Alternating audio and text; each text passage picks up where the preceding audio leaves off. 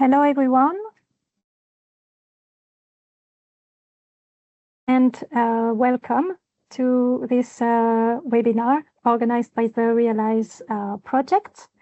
So my name is Céline Suchet, UREC Communications Manager, the European Association of Renewable Energy Research Centers, and in charge of the communication activities of the Realize project. Before we dive in, I will quickly walk you through today's agenda. So we'll start with a brief presentation of the Realize project, then move into the 3 sessions focusing on the project's results, best practices for market scale-up, and a focus on the Innovation Fund and Clean Industrial Deal. Now, just a few quick housekeeping items. So all participants are currently muted to minimize background noise, but we invite you to submit your questions using the Q&A session. This event is being recorded, and replay along with the presentations will be shared by the end of the week. And now let me turn it over to Fernando Gomez Hermoso, Realize Coordinator, to present the project. Thank you so much, Celine, and good morning, everyone. Welcome to Realize Finance Conference. My name is Fernando Gomez, and I'm Technical Manager at Eurofund in EU Projects, and I'm the responsible of pre-award activities across Horizon Europe and other European programs, and coordinator of the Realize projects. In the next 5 minutes, I will try to do 3 things: explain how Realize was conceived, share the main challenges we faced when preparing the proposal, and close with 1 key reflection from the original call and what we have learned through the project. So first of all, to be honest, I feel privileged to coordinate the Realize project, and I want to acknowledge my colleague Marie Latour for providing the initial spark and helping shape the concept. She was instrumental in encouraging Eurofunding as coordinator of this CSA. I remember from there, our focus was to translate that vision into a strong, fully compliant application with real-world impact. And the underlying problem was clear for us. Even when Horizon Europe projects succeed technically, too many struggle to cross the bridge into large-scale industrial deployment. That was Realize was designed to help close the gap. The biggest challenge during the preparation was building the right consortium and identifying the right candidates. The core requirements were demanding, not only on paper, but we needed partners with technical credibility, but also a market-driving, deployment-oriented mindset. And that combination coming from Horizon Europe project is a little bit rare. We had many promising conversations with different partners. Several profiles didn't fully match, sometimes because the technology was strong enough, wasn't, or weak, or sometimes the ambition was high, but the industrial ownership or financial logic was not mature enough for large-scale implementation. So we therefore made some tough decisions, prioritizing profiles that could drive the next stage, focusing on realistic scale-up pathways, and shaping the proposals around what the Innovation Fund ultimately requires for the industry. So what is Realize in practical terms? Realize is a coordination support action and promotes successful Horizon Europe renewable energy technologies toward real application through the Innovation Fund program. We act as hands-on bridge between research and innovation and deployment.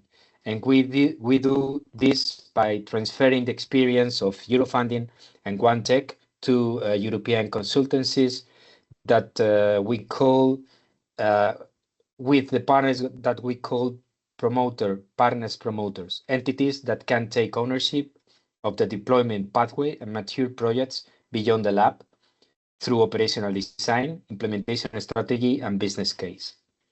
We support candidates not only in technology readiness, but also on what often determines success in the Innovation Fund: business plan, value chain design, robust CO2 emissions calculation, because impact and methodological credibility were central. Our commitment was concrete, supporting the submission of up to 7 Innovation Fund proposals across 2025 and 2026 goals. Today, we are still working intensively with candidates for this year's Innovation Fund call, and we will share results through our website and social media as soon as they are available and can be communicated.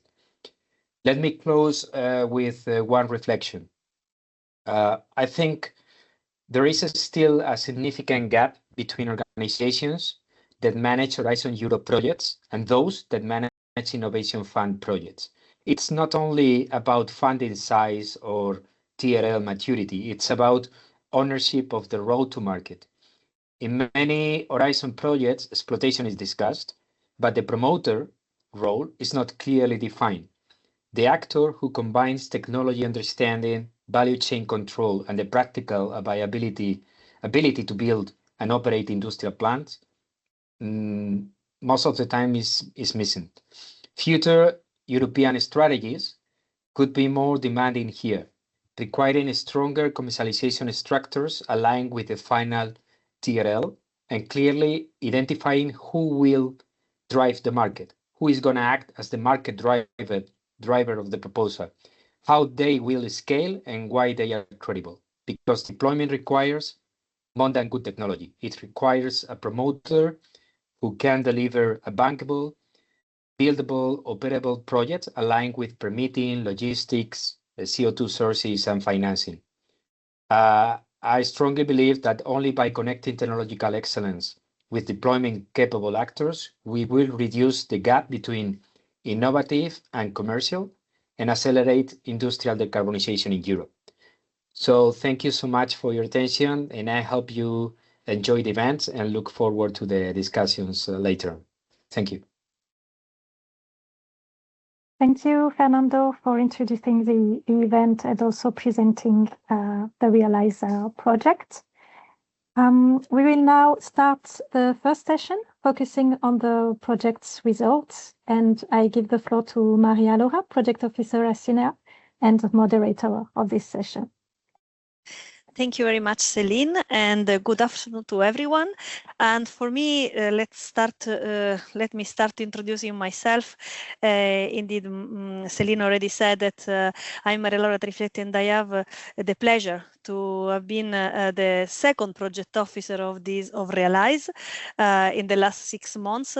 Before the project was followed by one of my beloved colleague, and today we arrived to the final event. But final is only like one word. Final doesn't mean that everything is finishing, but is just indeed a start to for as you said, Fernando, interesting concept: ownership of the road to the market. So from deployment to the market. This is really key, and this is exactly what we are going now to discuss in this panel that, as we saw, is called 2 years of helping technology graduate from Horizon 2020 to Innovation Fund, and what we have learned. What I would like to state already is not that we are not limiting, also Realize is not limiting only from Horizon 2020 projects, but also opening to other kind of funding and other kind of programs, and to see indeed what we have learned today from the project and from the experience of our speaker that I would like to our panelists that I would like to introduce. So Thomas Garabetian, maybe you can put your cameras also, everyone will see us. And we'll try to make an online event more interactive as possible and more visual as possible. And David Garcia Arrate. So I don't know if you are showing up because I don't see too much, but I'm coming to present yourself introduce yourself in a few seconds. But before starting, I would like to also have a first flavor of the audience. So since it's an online event, we cannot shake our hand, but of course we can share our thought.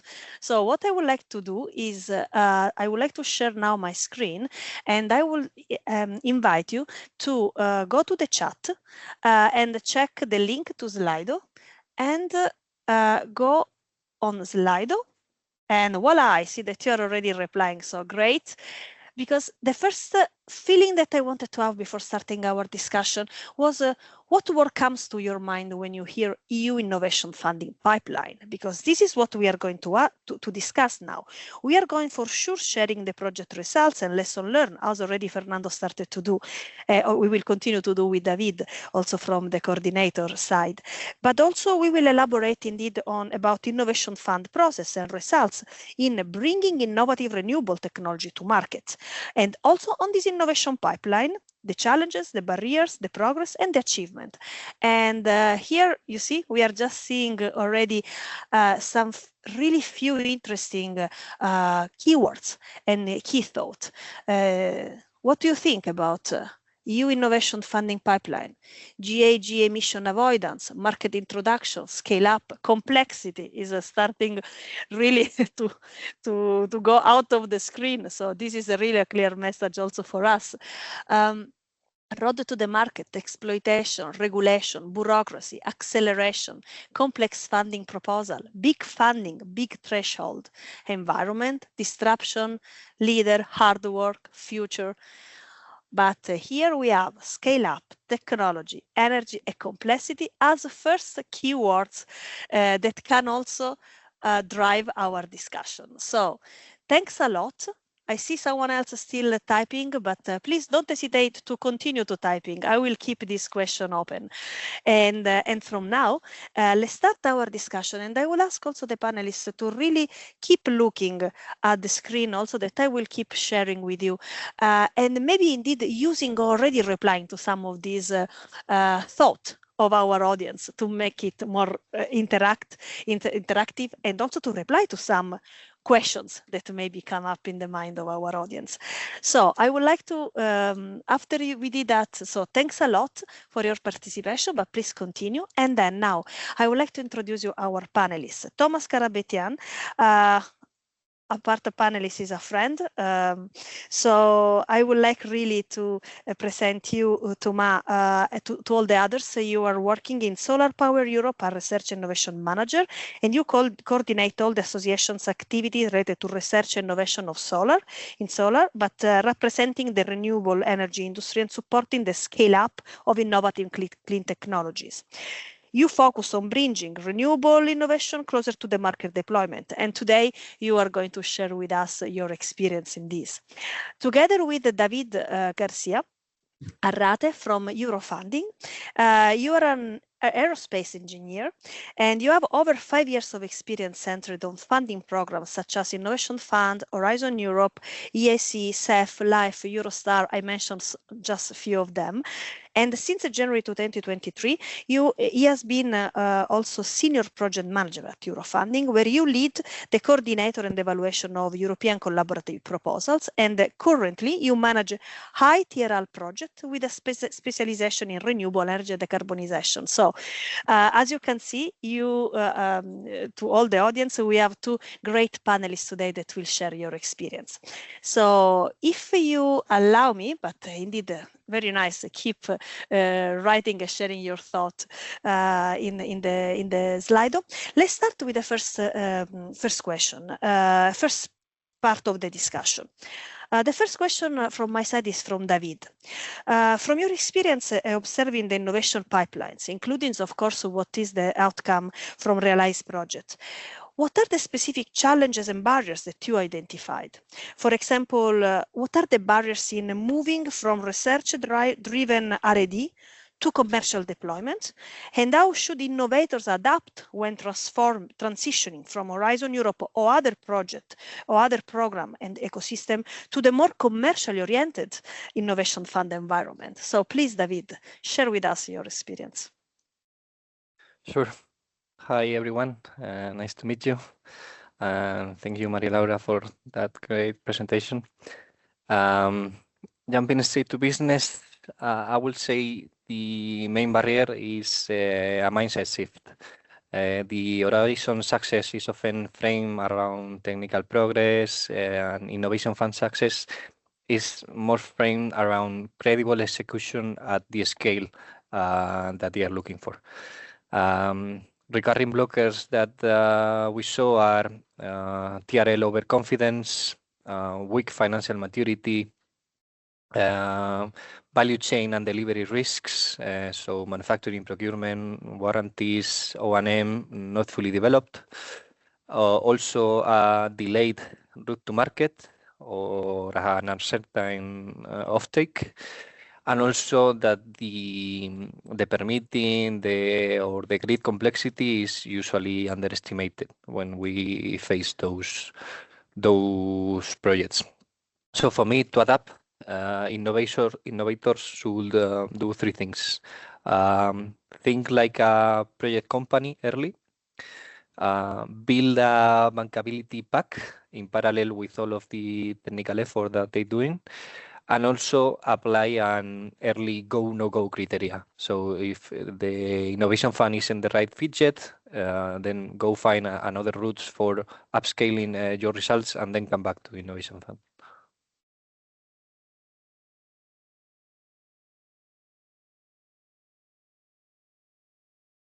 I think you're on mute.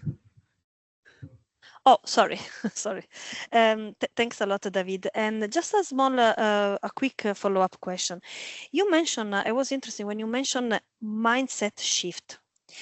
Could you elaborate a bit more what you mean with mindset shift, also based on the 3 steps that you are proposing to our potential promoters and potential applicant? This could be very interesting for our audience. Yeah, it's very linked with the first point, to think like a company. Usually partners from Horizon projects or other innovation activities have the mindset of evolving the technology, reducing technical risks, but completely underestimate the complexities that reaching the market bring to a project. Finding investors, ensuring you have the correct supply, that you have the takers for all of the volume of the product that you will produce. My point is that usually this part of the business plan is overlooked. Great, great. This is exactly, I think, in the logic of the pipeline that you are going to propose today here, Realize, but all the sister CSA that are building up in other several sectors, the pipeline and the road mapping. So really to help applicants and promoters to let's say, face the complexity. That is one, as you can see still on our desk, one of the most critical or the most first thought that comes to when we think about the EU innovation funding pipelines. So thank you, David, for this. And I would like to pass also, Thomas, to you. It's always around the same line, let's say, but based on you have a great experience now in offshore wind, solar, and on how can innovators bridge the gap between R&D driven programs and large scale deployment expectation. But based on your experience, indeed, what should be done? And in this sector, how do the challenge differ from deployment versus manufacturing projects? Because you really have more touch with the manufacturing also project side. What are your projects, for example, in Solar Power Europe, or from your stakeholders, and what are the stakeholders' lessons from successful innovation fund projects that should future applicants take on board? So potential our audience. Oops.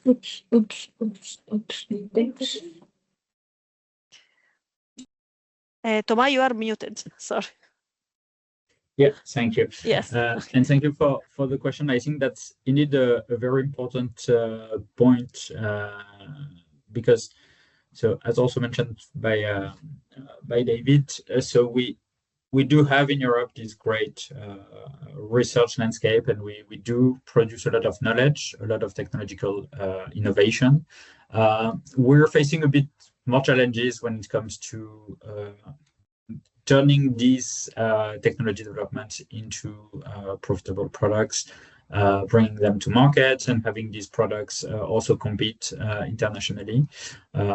We also seeing a bit of a cultural shift across Europe as to whether this was fine. We used to consider we were quite happy with exporting, let's say, knowledge and innovation. We want to also be able to gain some added value from it. And that's where funds like the Innovation Fund can be very important levers to accelerate the process of turning something that is a great finding in the lab to a really good commercial product. The Innovation Fund itself has had some good success in supporting the development of both deployment projects and manufacturing projects. In recent years, however, what we've seen is as the EU is looking to have a stronger industrial policy, so to support more actively, let's say, the manufacturing of clean energy technologies. It's an area where we have really tried to tweak the tools that we already had in Europe, whether Horizon Europe or the Innovation Fund, and that's where we've also encountered some specific challenges. We are seeing quite a few examples. For instance, we look at PV. We had projects awarded around the time when Realize started as a project for Northern and Meyer Burger, for instance, which were two companies active at different levels of the PV value chain. And despite being awarded significant grants from the Innovation Fund, these companies shortly after faced some difficulties or even bankruptcies. And so we need to have tools which are, to a degree, and that's already mentioned by David, easier to access, and that better accompany researchers or startups towards commercialization, and that also safeguard a bit the economic health, let's say, or do bring a bit breath of fresh air for these companies and allow them to at least implement their projects and not fail before they're able to implement it. One example that we are currently seeing in the discussion around clean energy technology manufacturing, especially looking at industrial competition, is the fact that the Innovation Fund is very much focused on, and overall EU support is very much focused on CapEx type support. And we are seeing that when it comes to manufacturing of clean technology product, the key challenge is OpEx support. And that's one area where it's very hard to reconcile the two. And we do see there's a lot of goodwill from the Commission to find solutions in that area through different programs. And we hope that in coming years, we'll be able to find the answer that works both from a legal perspective, from also a good use of public funding perspective, and obviously also for the private sector. Thank you, Thomas. And indeed, I'm again glad to see that exactly other two of the keywords that we have still on our desk, scale up and bureaucracy, are one of the two barriers that you identified. Indeed, because it's really important. I mean, the backbone is, okay, we have a great research and development strategy strength in Europe, but then we have more challenges, as we saw, in the timing from research to market. And this is given to some of the obstacles that you just mentioned, and can be also, let's say, you mentioned CapEx and OpEx. There is a lot of bureaucracy probably behind that we need to work all together to overcome.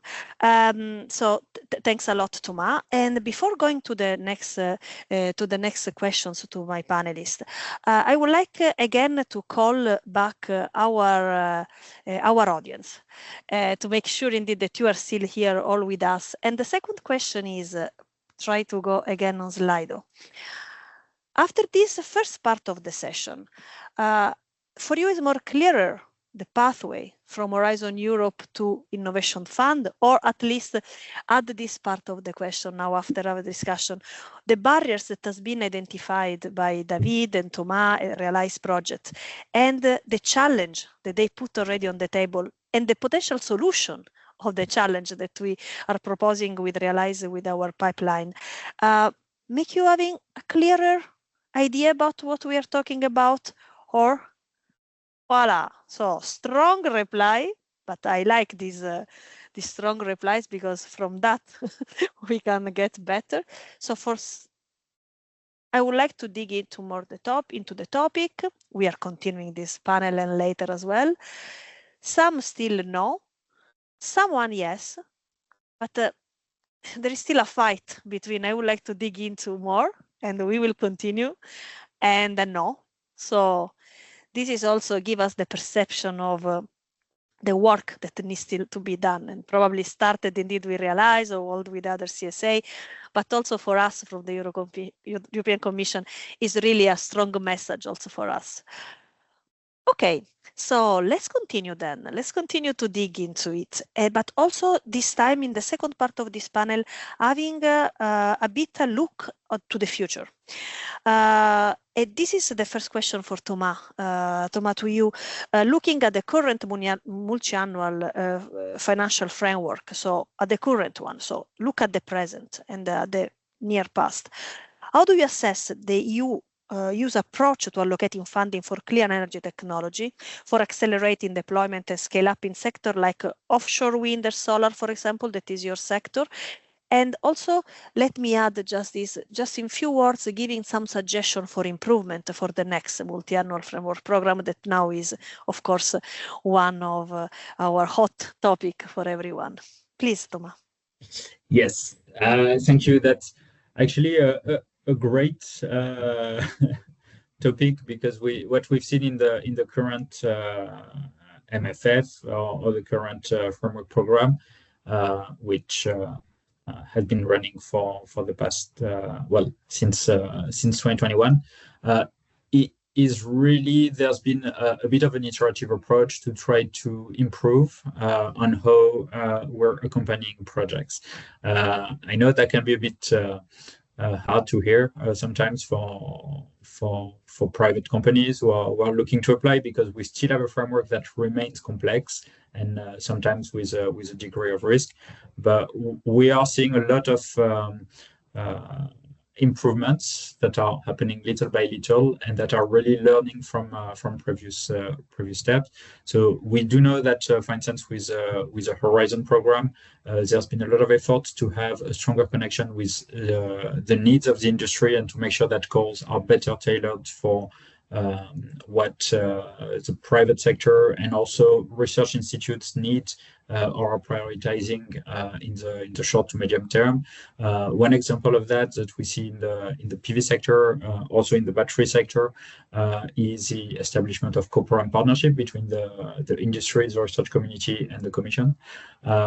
We also see outside of partnerships closer cooperation, and that's one of the things that we've seen in the wind sector, where there's a much stronger feedback loop between the sector and the Commission in the definition of Horizon work program, outside of the more formalized setup, let's have a partnership.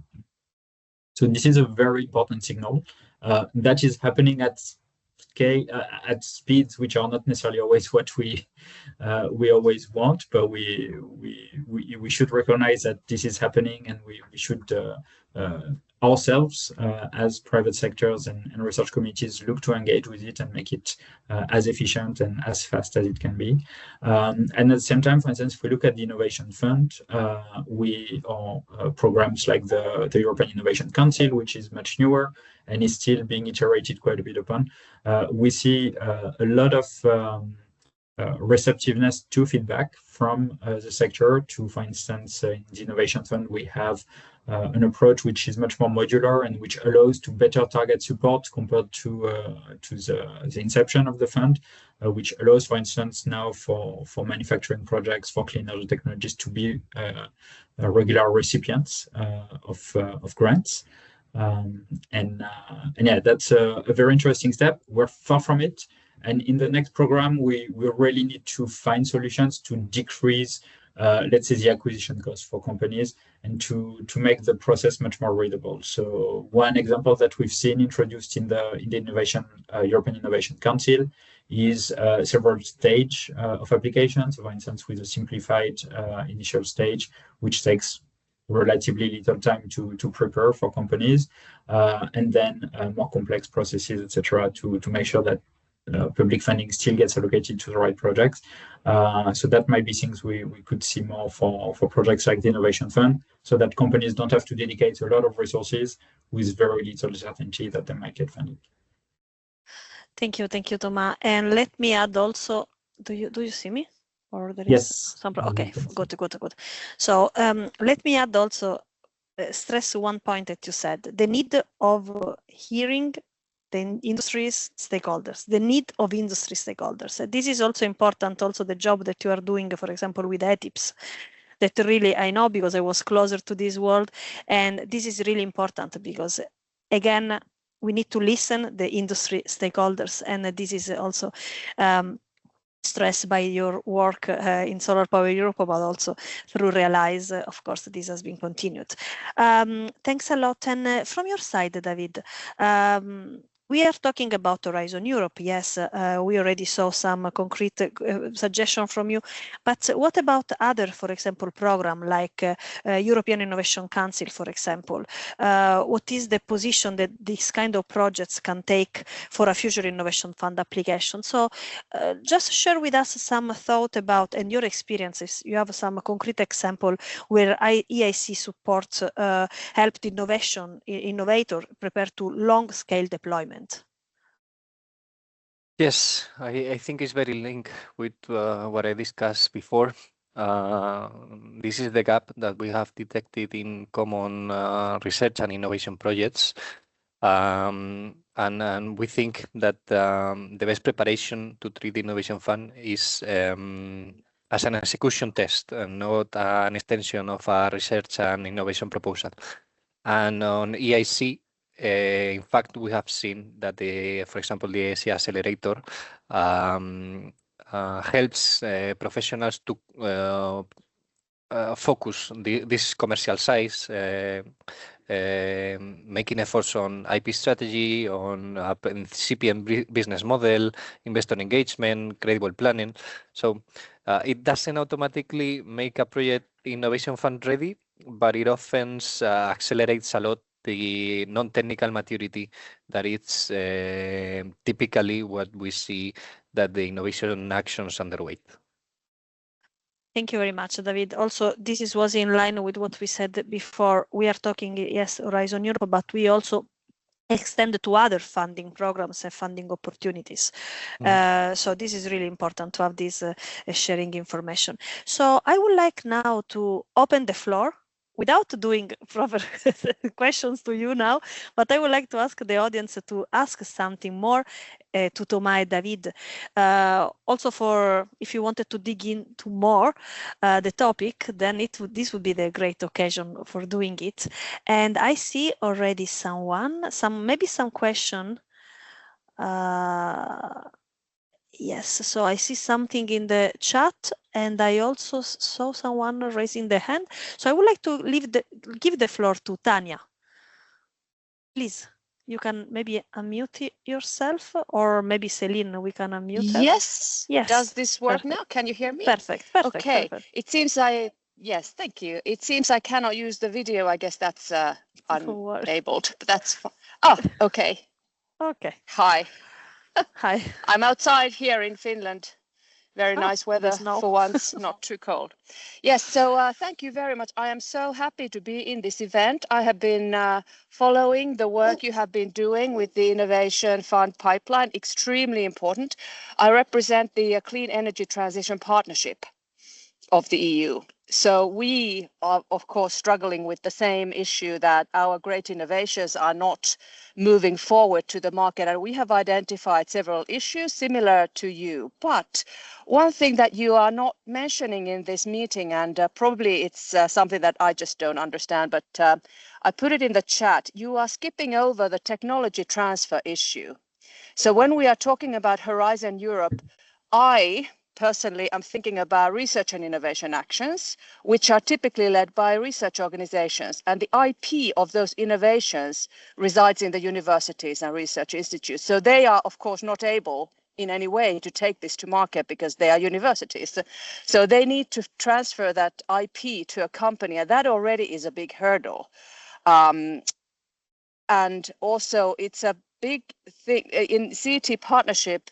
We typically have projects where industry representatives are present, and sometimes even those promoters you mentioned, but still the tech transfer is an issue and it's not happening. So I would just like to ask you, when you talk about this Horizon Europe Innovation Fund pipeline, do you only mean companies like Horizon Europe projects that are already led by companies, or do you have this aspect with you also? Thank you.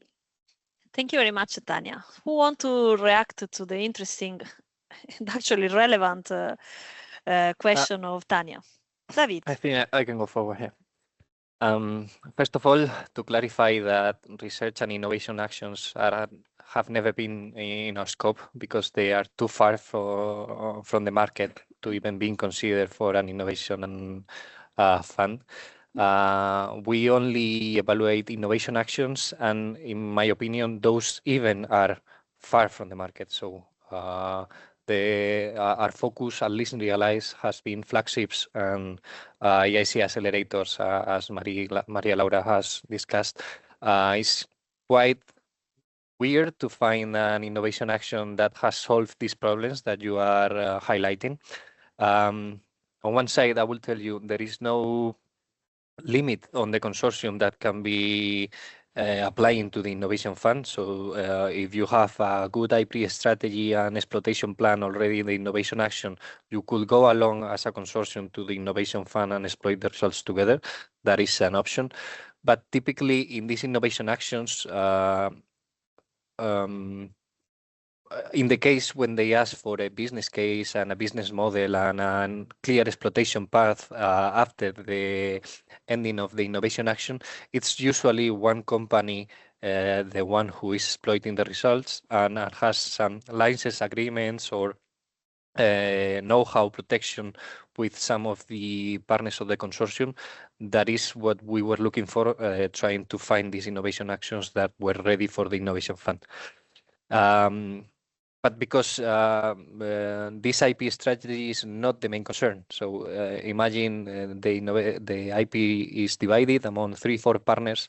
The biggest problem is not that the IP is divided, but they have not even given a thought to how they are planning to exploit that solution, commercialize, go to a bigger plan, set the supply chain, find investors, close offtake agreements. It's more a mindset that problem on IP strategy that could be easily solved with a consortium agreement or some preliminary agreements before going to innovation fund.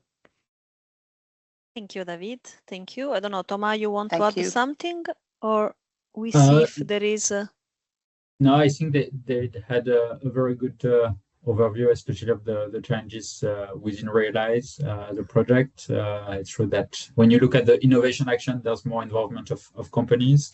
And I do think actually that what you're mentioning, Tanya, is a challenge for some for transitioning between funds and in this market uptakes process, because you might have indeed issues of like legal entities, loss of expertise along the line. For instance, if a technology gets acquired, you might not acquire all the institutional knowledge that led to technology development, etc.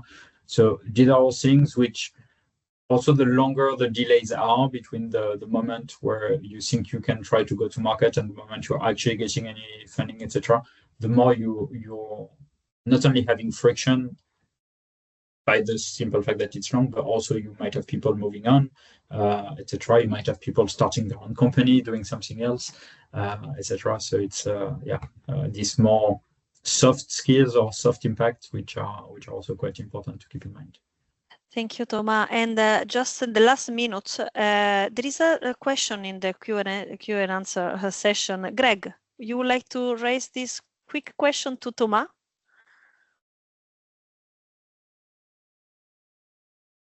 I don't know if you are here. Okay, maybe no. But then the question is there, so maybe we can discuss then offline and maybe share with the others the reply. So now, right on time, Celine, we are going to close this session to pass to the next one. But I think, and please, don't forget to continue to vote in the poll for both questions, because now we can see at the end of the event if you are, especially to the second question, replying more yes. So this is the target. So we saw that there is a call for a mindset shift. There is a call for working more on challenges when it comes to timing from research to market. There is a call for make easier to access to the funding, and also, as raised by Tanya, probably to work more on the IPR problems, or that can create a blocking point also for research centers, for example, respect to companies industry, and the need of listening the industry stakeholders. So with this in mind, we talk about this pipeline for this funding instrument as Horizon Europe, as EIC Accelerator, but now we are going to the next session to continue to see what are other funding instruments are out, and how they support also the deployment of innovative technologies. And I thanks everyone for having participated actively to this session. Thanks to Thomas, thanks to David for your contribution. And I leave the floor to the next moderator, Marie Latour, for the next session. Thank you very much. And thank you for a great moderation. Thank you, Thomas. Thank you, Maria Laura. Thank you, David. Thank you, Maria Laura, David, and Thomas. Actually, we are going to now to the second session that is moderated by Jan-Erik, who is Managing Director at OneTech. So for this session, we will go to the best practices for market scale-up, and we will have several panelists and industry representatives. So Jan-Erik, are you available to introduce this session?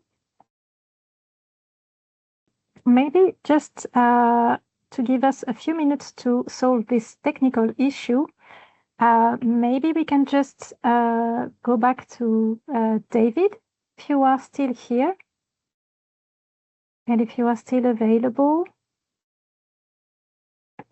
Sure. Because you also maybe had a few more points to say about Realize and maybe the results. So if you have any additional things to share on the projects that you didn't mention during the previous session. It's a bit repetitive, but I have a presentation if you want. I can share it. Yes, if you have any additional points, and I will just check with Jan-Erik if there is any problem from his side. Sure. Thank you. Give me 1 second.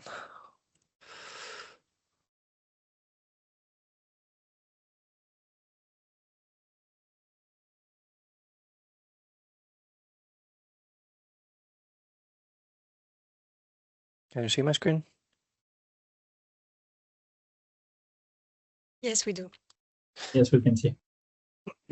Okay, so just some notes on the previous presentation that we did together with Maria Laura, also on the presentation of what we face doing Realize project. It's more or less lessons learned after 2 years of supporting innovative renewable energy technologies. The core idea behind Realize is quite simple. Many technologies look strong on paper at the research and innovation stage, but the biggest bottleneck, as we discussed for deployment, is the market readiness. So our work has been to build a practical pipeline. First, identify promising assets. Second, validate whether they meet innovation fund expectations. And third, the risk, the non-technical dimensions that typically block the scale up. If we go, sorry, trying to go to the next slide. So we've been deliberately technology agnostic within renewables, which is the sector that we had to cover because this market readiness challenge repeats across sectors, so it's independent of the wind energy, solar energy, or tidal energy, ocean energy. But we've also looked at a lot of different technologies, and the point is not the specific sector, but the promoter itself. And as we were discussing, the mindset that these technology developers have coming out of Horizon proposals. So we did some sort of analysis or where typically proposals fail and how innovation actions look in terms of readiness compared to what the innovation fund looks. You can see that they come with a strong technical background and a lot of data on performance of previous pilots or demos, but usually the value chain is not working enough, so they have not identified suppliers, EPCs, insurance, or even operation and managed maintenance actors. Also, the financial maturity of these projects is missing an auditable financial model. They do not have funding commitments that are credible for innovation fund evaluators, and the commercial maturity is also not there because the offtake agreements that they present may be just letters of intent with no credibility on the processing of those contracts till full termination. And this is our frequent blockers. Linking with what Tanya highlighted, we also have found some issues on exploitation rights and EP for the licensing of the plan, but it's not our typical issue with these promoters. It's always on financial and operational maturity. In order to give you some to translate a bit our barriers that we have observed so that you can improve, let's say, your applications. We will say that first, sorry, it's not the correct slide. I think I missed it. So basically what we do in Realize, we go for the promoters, we set a plan from the very beginning, and try to focus on what is missing in each of these projects. This is why we do in Realize a due diligence phase, basically against all of the evaluation criteria that we can find in the Innovation Fund, make an assessment on how these promoters could score. And based on that, we develop a strategy that is usually missing in this kind of projects because we don't have clearly defined objectives for the revenues, for the returns on the investment that we want to have, for the type of value chain actors that we want to engage. So my recommendation is that do not focus only on the technical maturity of your solution or who has the know-how, but start thinking as a promoter and look for the rentability of your investments and how you are planning to develop a successful business model that you could replicate. Hope Jan-Erik is already available. Thank you, David. I'm running out of ideas. Can you hear me now? Do you hear me now? Yes, we can hear you. Thank you, David. Sorry for this little technical glitch. They tend to always happen at the worst possible moment, so we should have expected it. But thanks to this excellent extension from my good friend David, I hope the audience have not fallen into a complete panic and/or fallen asleep. So we'll try to keep you awake for the next hour.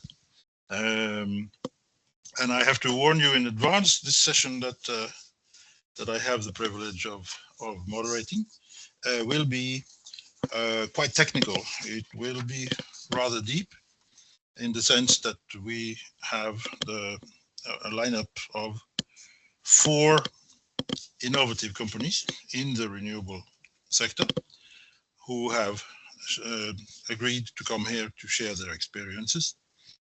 And the 4 companies, they cover photovoltaics, both on land and on sea.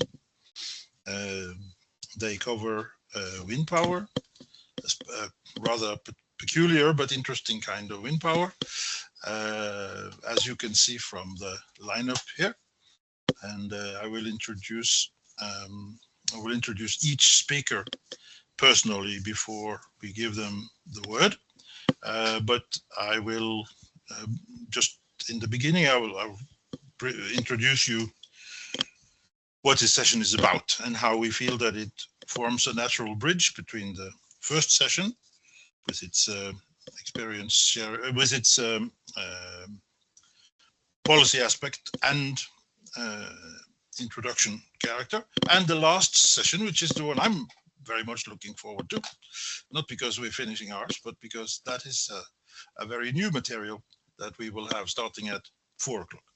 But in our session here, which is focused on best practices and scale up to market, we aim to bring together the guys and ladies from industry companies who have been successful in achieving funding from the Innovation Fund, and we try to mix them with potentially new proposers so that all the participants in our conference can have the opportunity of sharing some real-world insights in what constitutes path to market and best practices. This includes, as a sideline, it includes funding mechanisms, funding instruments that are not Innovation Fund, because Realize goes further than just the Innovation Fund, even if we tend to talk about it mostly. So the 4 companies, in the order we will present them, is Futura Sun, an Italian photovoltaics developer. They were funded recently with a large, ambitious project building a new plant. They will be followed by Marilyn from the French PV developer Heliup. Sorry, Marilyn, if I pronounce it incorrectly. No, that's perfect. Heliup is a very cool name. They will, after Marilyn, who will, like the 3 last presenters, will present a very short introduction to their company and their experience. Nicolas has a little bit more time because he has the biggest project. Simple. Marilyn will be followed by Oceans of Energy, represented by Johnny Might, who are developers of floating PV, not only for freshwaters and reservoirs and the like, but floating power, photovoltaic power at sea. I mean, in the really big waves. And then after this, there's no other way to end than with the 2 colleagues from Kite Mill, who represent a new sector in the wind power business. The way we will run this is each presenter among the 4 panelists, because Thomas and Asker have to decide how they do it, if they will speak both or just one of them. They will present in their time slot.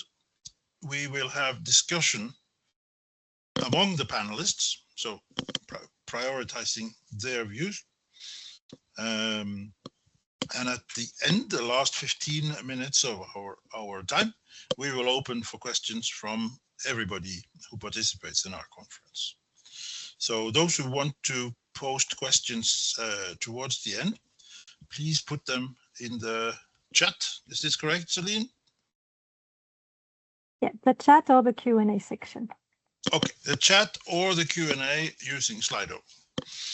So you feel free to put them. She will read everything that you put, and if she likes, she will pass them to me as part of the audience the session in the end. So don't be afraid.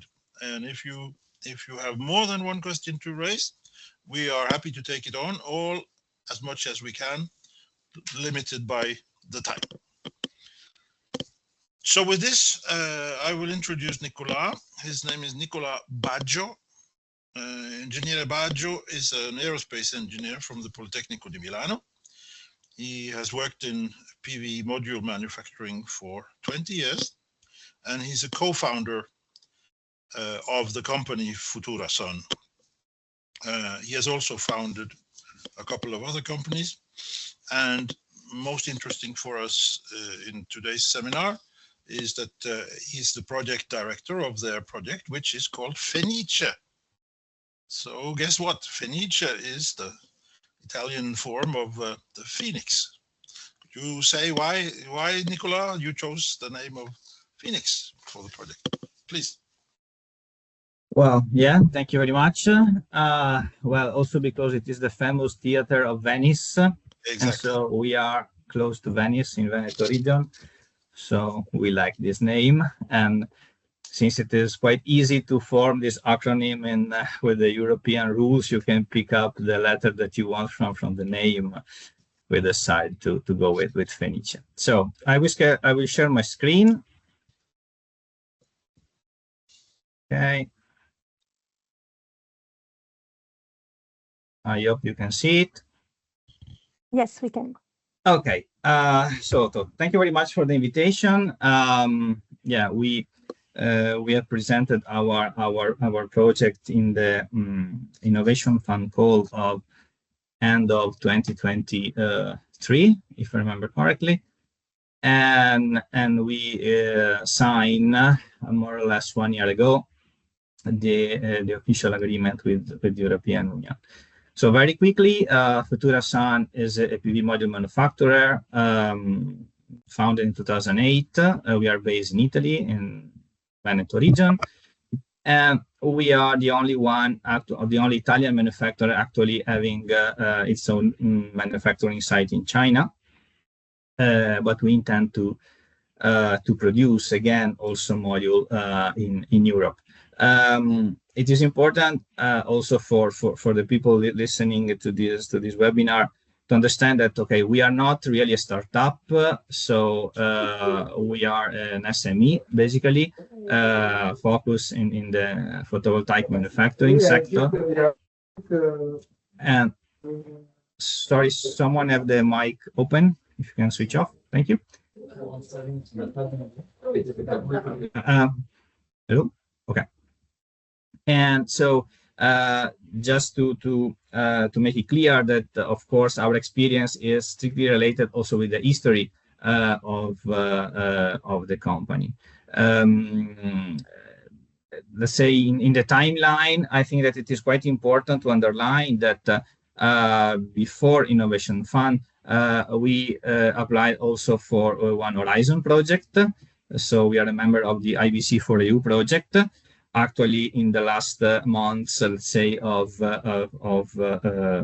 project operation. And part of the innovation that we have presented in the Innovation Fund came from this Horizon project. So I think it is also, this is quite important to show that in the Innovation Fund, you are going to present something that eventually you have studied, you have, say, tried to develop in early stage, so at low TRL, with other kind of European supporting mechanism. And also, another important point is to understand that your project must fit with your history. So it must be something related with the natural, let me say, natural growth of your company. And in our case, let's say it is very strictly related with our past experience. We are not just investing to have this new factory to produce PV module in Italy. We are developing also other kind of technology like perovskite, but of course, at the very beginning, we discussed a lot if it was the case to include also perovskite in the idea and the proposal of the Innovation Fund. So the innovation is absolutely there, but then the maturity probably not. So we decided to adopt a more conservative approach and to go with standard N-type or back contact solar cell. That also we are developing for the manufacturing in China. Of course, in Europe, our speed is like I don't know, 10% of the Chinese speed. So while in China, we, let's say, build and switch on a very large solar cell assembly site, a manufacturing site, in Europe, we are still developing the idea, the project, and we need more time. We have agreed an amendment with CINEA to have a little bit more time. This was the original plan. So to build a new factory with a nominal capacity of 1.5 gigawatt. You know, the nominal capacity of a PV factory is not the real output. Real output is typically 70%, 60%, depending on how many working days, how many people you are going to employ there. In this site, we intend also to have a PV academy, so a more advanced research lab to work together with university. To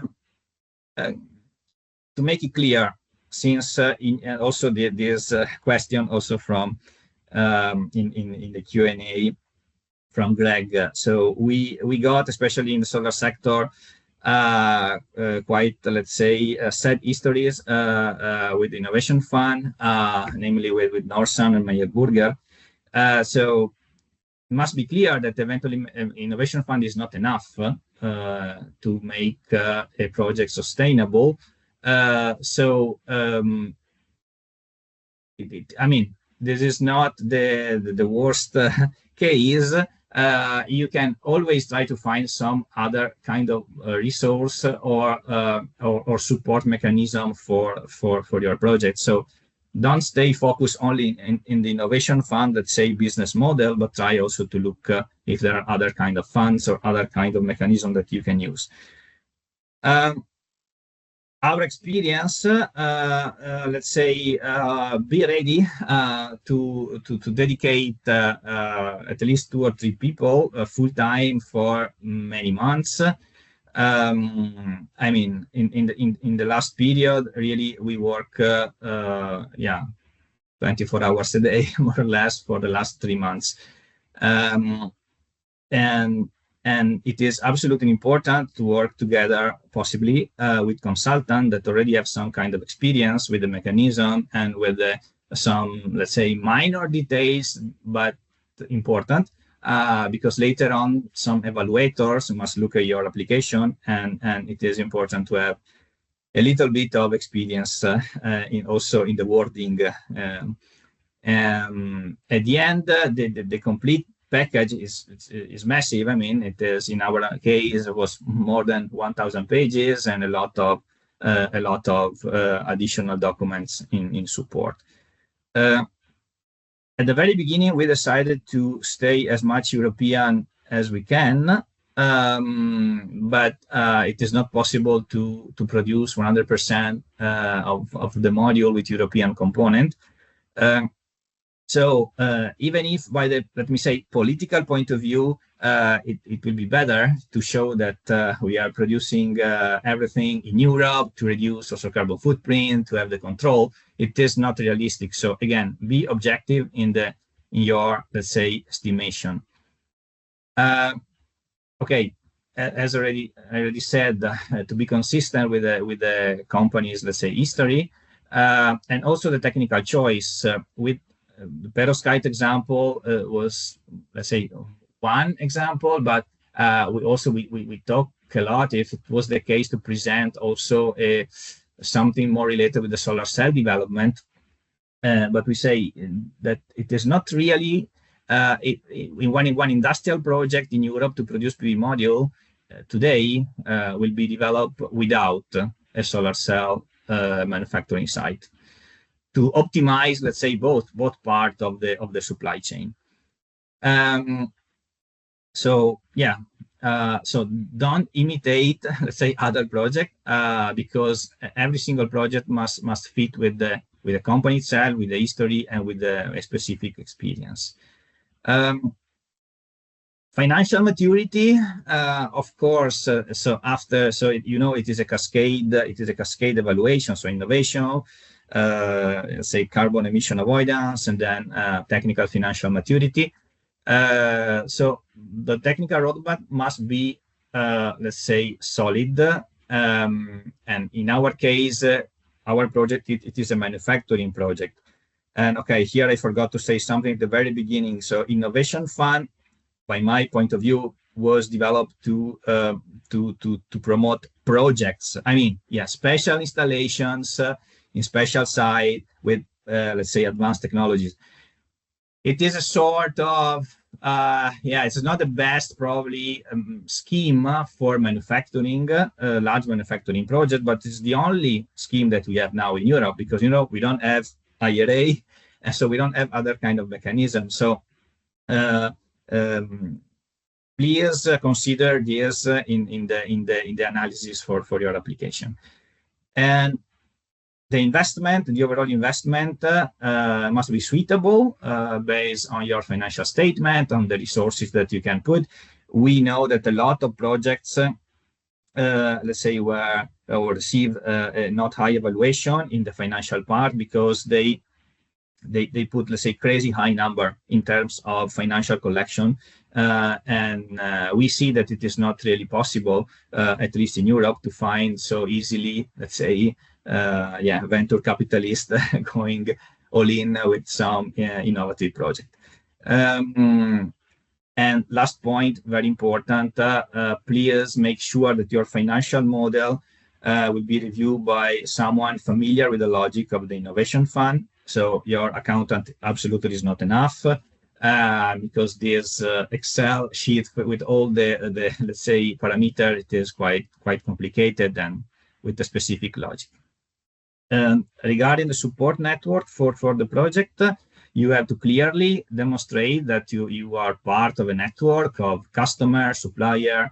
And so we have collected a lot of letter of support, a lot of letter of interest from customer, from supplier, from the, let's say, public bodies, region, so local level, central government level, and so on, as well as from universities and research institutions, and absolutely from the banks. So the willingness to evaluate the possible financing of part of your financial need. Overall, we have collected more than 60 supporting letters, just to be clear.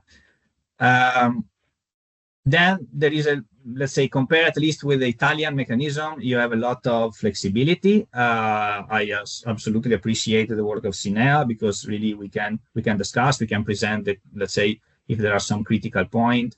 And so this is much better than the relationship with the, let's say, Italian offices, average Italian offices. And also, please be sure to clearly explain the team experience in your application, because also they will look at the core persons, let's say, developing the project. So finally, of course, there are a lot of things to be evaluated. Don't wait until, let's say, don't wait to complete one section to move to the next one. So try to do in parallel. Don't wait to involve all the stakeholders. So ask immediately the supporting letter now to customers, to suppliers, and to public bodies. Ask help, ask support to people with experience. We work together one office of one Italian bank, but I can send you the contact if you want. They are very, very professional. Participate to in the activities of your trade association, and then also not only before but also after. And yeah, I'm here to give you some answer. I got one from Jan Erik before the meeting, so I don't know if we can answer now or later. I would propose, excuse me, Nicola, just so that we are sure of keeping time, I would propose we remember this question and we use it as the first when we do the debate amongst the panelists. So don't forget the slide. And we can come back to it then, because I think some of the panelists they will appreciate your comment. So thank you very much, Nicola, for this flash tour of the Felice project. We are all envious of you, but we envy your success even more because you're going to carry out this plan. And we didn't choose the name for our CSA project for nothing. It is called Realize, and realizing the plans is everything we work for. With that, I would introduce to you our second panelists, and we're doing ladies first here. Marilyn Joanny from Heliup is the Chief Commercial Officer of the company. She's worked for more than 10 years in the solar business and currently leads the strategic and commercial development of their technology across the French and European markets. Please, Marilyn. So thank you, Jan Erik, for the introduction. Do you hear me? Do you see the screen? Yes. Yes. Okay, perfect. So it's my pleasure to introduce to you Heliup, as well as an overview of our project that has received funding from the Innovation Fund for the SHIFT project, which is now entering into year 2 of operation. So let's start with a short movie.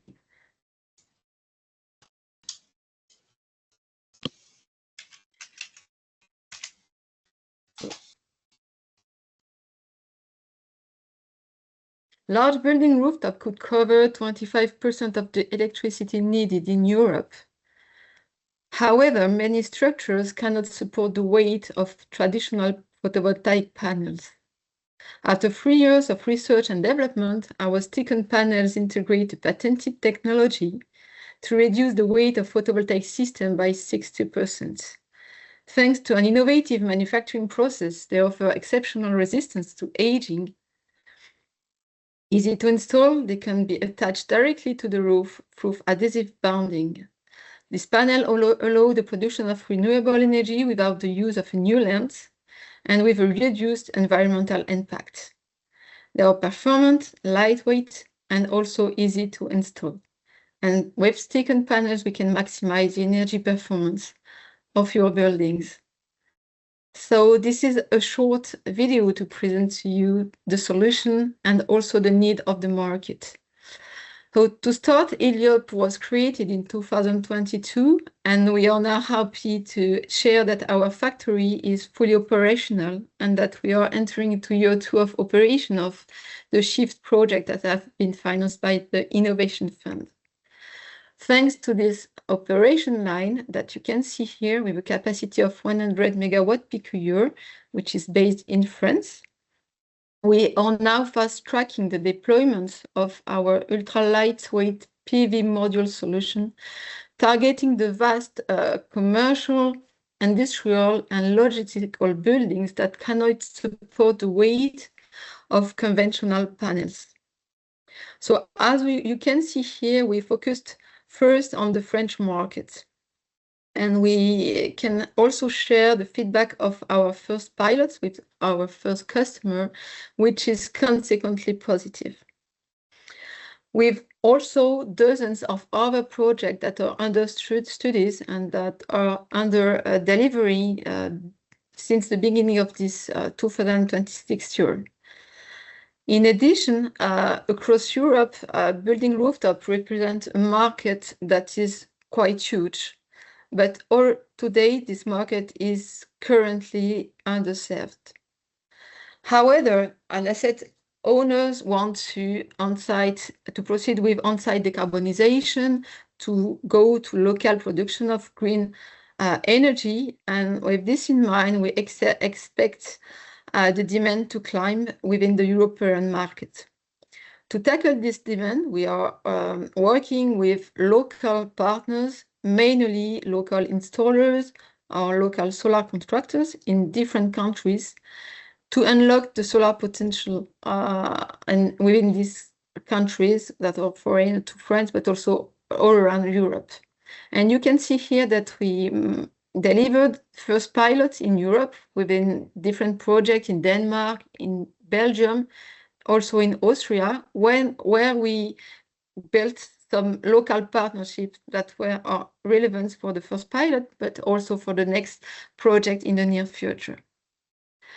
To go on, I would say that the support of the Innovation Fund was crucial to scaling the solution from our technical innovation to our factory, and now from our factory to European rooftops, aiming to unlock the solar potential within the buildings in Europe with our lightweight solution, and also to produce green energy locally. Finally, I would say that for this project, we were guided by 3 high-impact missions. The first one was innovation, then resilience, and finally sustainability at the core. Thank you for your attention. Excellent, Marleen. Appreciate you being deep as well as brief when introducing your company. Let's move on quickly so that we gain back a little bit of time since we started a bit slowly. I would like to introduce Johnny Mate, who is in a similar position with Oceans of Energy, a Dutch company that Marleen is with her French business. Johnny is both an engineer or as an energy scientist and has business administration background. And before he worked for Oceans of Energy in 2017, he started 8 years ago. He was active also in the venture capital sector on energy. So he has a very attractive set of skills for this. He has also been a project manager in Horizon projects, including a very large one called EU Scores that won in very tight competition. He's currently involved in another Horizon project called Bamboo. It's also about floating PV. And not least, he was a driving force in bringing the first offshore solar farm system integrated into an offshore wind farm that was installed last year in the summer and autumn. And Johnny, I will give you the word, and please remember to activate your microphone. I think you looks like you're mute. I think my microphone is on already, right? Yeah, now it is. Okay. Yeah, thank you for the kind introduction, Jan Erik. So let me share my screen with you. Oh. So, good afternoon. My name is Johnny Meijt. Today, I will tell you a little bit about Oceans of Energy and our ambitions in the Realize project. What you see here is a picture of the first in the world solar farm, floating solar farm in an offshore wind farm. This is located 22 kilometers to the west of the Netherlands, a bit outside of Amsterdam, where we installed the offshore solar farm in the Hollandse Kust Noord offshore wind farm, and where it was connected to that yellow monopile that you see a bit in the top of the image. As you can see, the system consists of floaters, which have PV modules installed on them, that are then all integrated into electrical components that are a little bit in the center of the farm, where string inverters operate and that bring at the end the offshore solar energy towards like the yellow strange bow that you see a little bit on the top of the farm, from where a dynamic power export cable was installed to the sea bottom. What we do with Oceans of Energy is already for over 10 years is a full dedication to enable solar energy in ocean areas. So that is high wave offshore conditions, salt water, 10-meter waves, and any other kind of wave. That is what we develop technology for.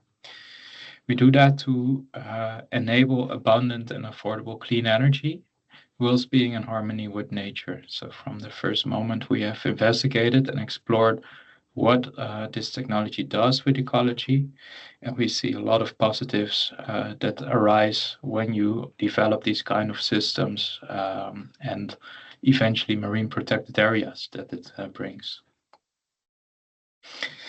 In our track record, we have now been offshore for over 4 years.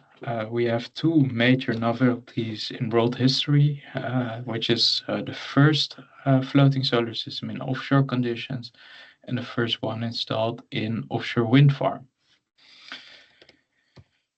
What you see here is an aerial picture of the offshore solar farm taken by an airplane pilot. And what you see actually in the center in full color, that is the offshore solar farm as it was installed. And a little bit more in gray, we multiplied this to showcase a little bit of like how we envisage our future offshore solar farms of 1 square kilometer. So what you see in clear colors, that is around 1 hectare, about a megawatt. And then what you see in the other colors, that is 200 megawatts, which would be a square kilometer. And as you can see, this fits very easily within the space of the offshore wind farm. The turbines around it, they are each around 10, 11 megawatts.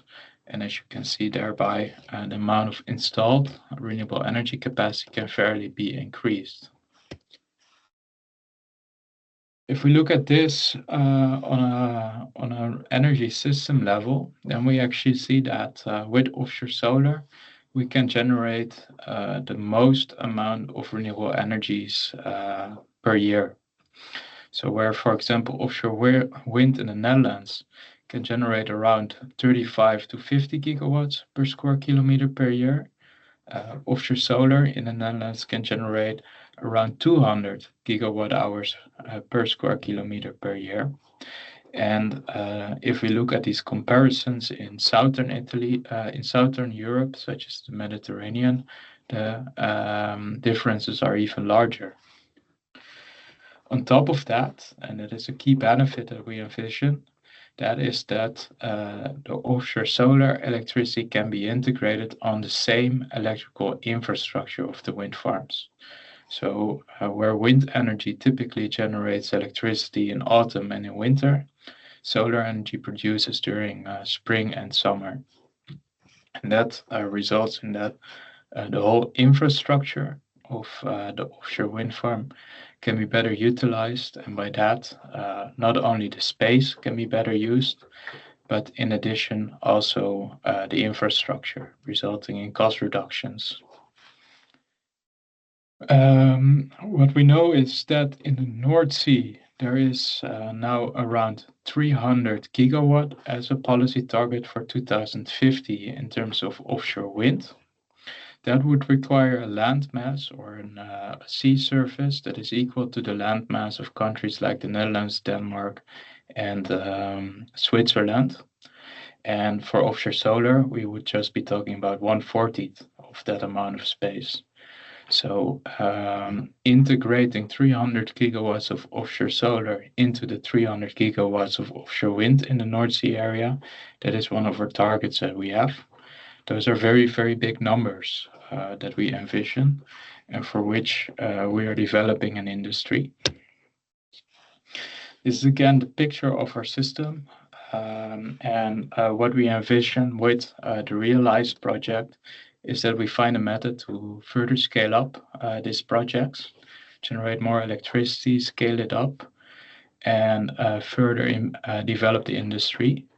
That by learning in next projects, we can establish a pathway towards like these square kilometer offshore solar farms with also accompanied cost reductions.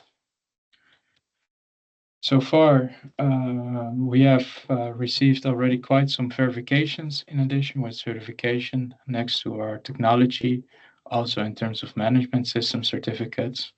And for that, we are very much looking forward to the next steps of offshore solar. Thank you.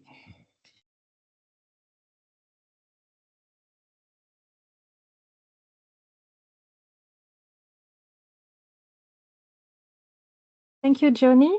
I think Jan-Erik has again some technical issues, so he will join us in a few minutes. So yeah, let's see. Jan-Erik, can you hear us?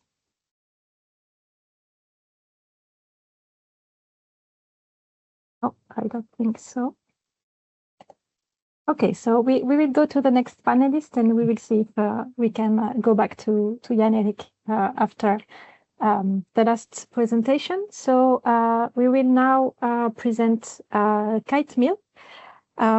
So as panelist, we have Thomas Arklau, so who is an electrical power engineer, but not a very typical one. He also has a career background from real estate, construction, and from founding and building several companies.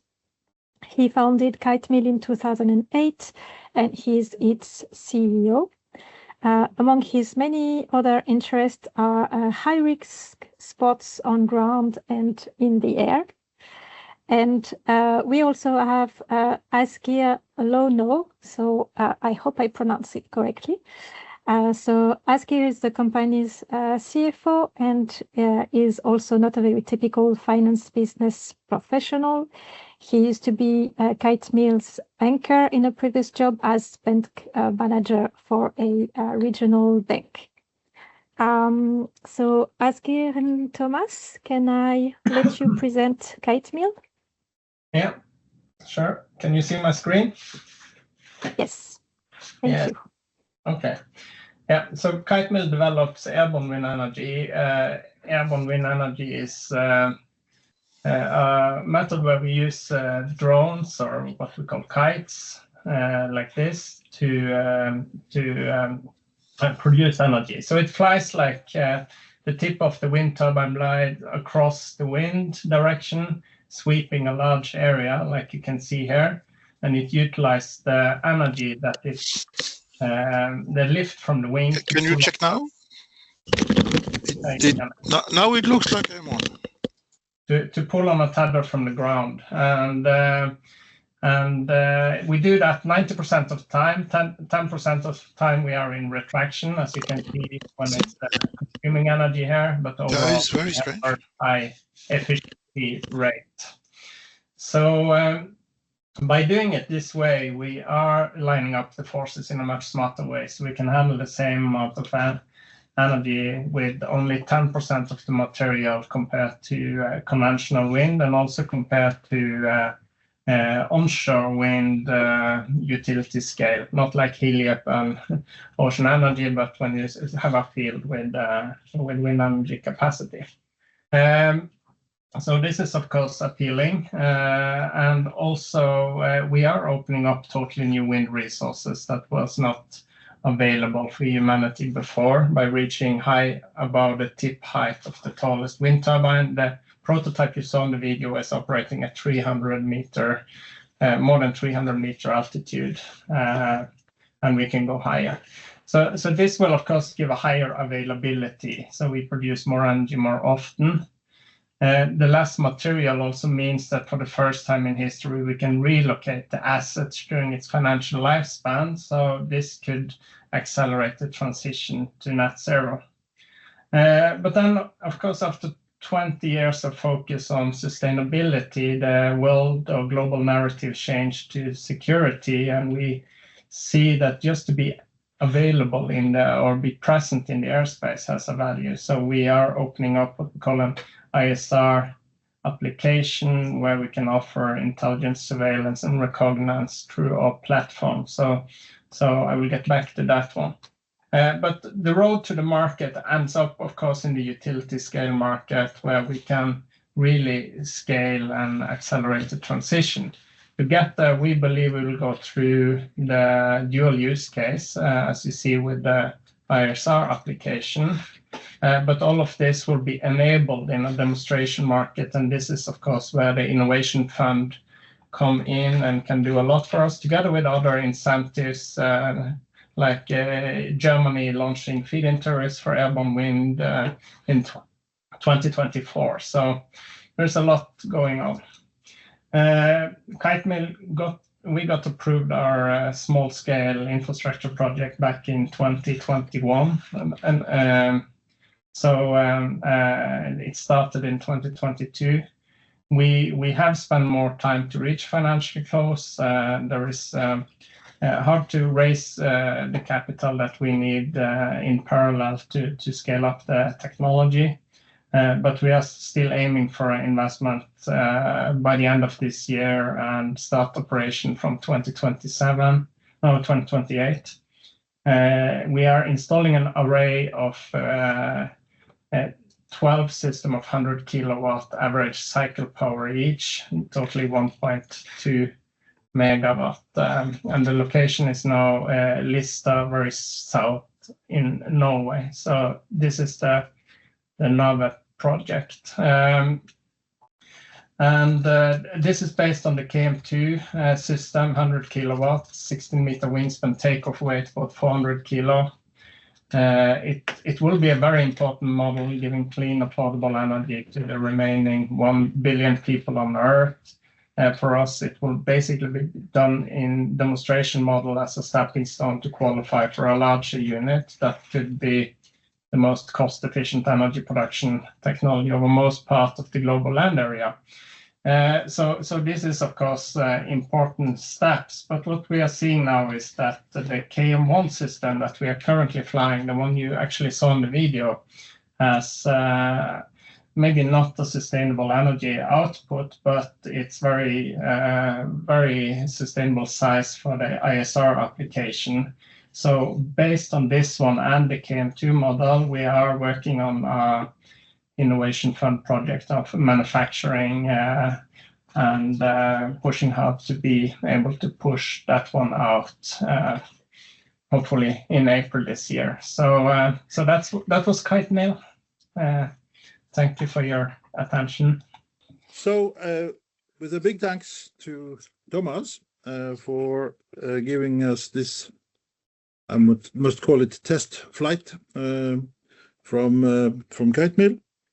I will remind, just to put the 4 participants in context, or panelists in the right context, that we have them representing the large project winner, being Futura Sun, with Nicolas' interesting observations.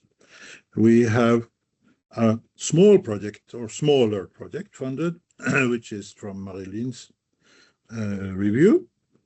We have Johnny's company, Oceans of Energy, that found another way of funding a very ambitious field test, which I hope you remembered to mention, because I was offline when you said it, Johnny. So I hope that is good. And last but not least, we had Kite Mail's presentation that highlights two facts: that they were funded with a small project, although a little bit larger than yours, Marilyn. But now they are very ambitious to make a large one for the 23rd of April deadline. So I would argue that with these four panelists, our audience has seen almost all the scope that you can imagine in the area of renewable energy or renewables. And we have selected them like this also in order to show the diversity and the width and breadth of what is happening in European clean tech and renewables. And for the discussions that we now start, in the interest of time, maybe we will try to merge them so that the discussion between the panelists and between the audience, maybe we can do it together so that we don't waste any time. But I will ask Nicolas to start with the question that he so kindly put at the end of his slide. And primarily, we now would love to see the reactions of the other panelists to his question. Please, Nicolas, go back to your last slide. Yeah, thank you. Yeah, the question was about the, let's say, financial maturity, especially, and operational maturity that is difficult for small companies. So yeah, it's true. And so yeah, how we as Futurasan we have solved such kind of issues. So regarding let's say yeah, as I specified at the very beginning, yes, we are as an SME, but of course we are not a startup. So depending really the stage of your development as enterprise. Financial maturity, I stress really this point because also it is not, in any case, it is not easy for us. It is not easy for everybody to invest money in the solar sector in this moment, in the manufacturing especially. So you need to be very realistic and avoid to look at Chinese scale or other kind of projects. So we need a project that can fit in the European environment, in the European market. So this is quite important. And regarding the operational maturity, this comes from let's say the specific company experience. So don't promise something that you're not able to deliver. So you need to provide something that you can deliver, not just dream, but something concrete, something real that you can in 2, 3, 4 years, I don't know, of work, you are able to deploy. So this is the my answer, short answer to this very big question. Thank you for that, Nicolas.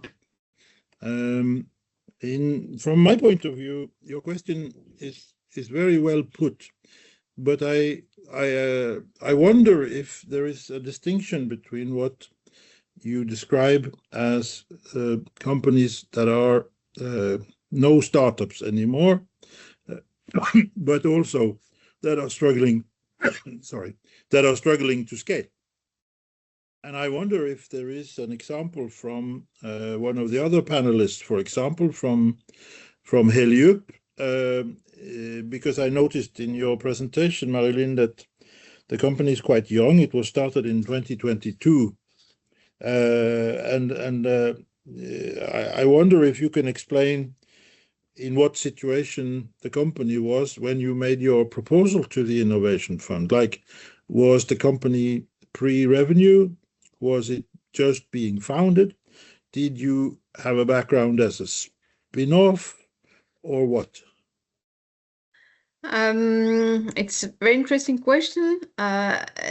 In fact, yes, we were created in 2022, but before that we had about 20 years of experience in the solar field because we were from CA at in INES, which is the National Institute for Solar Energy in France.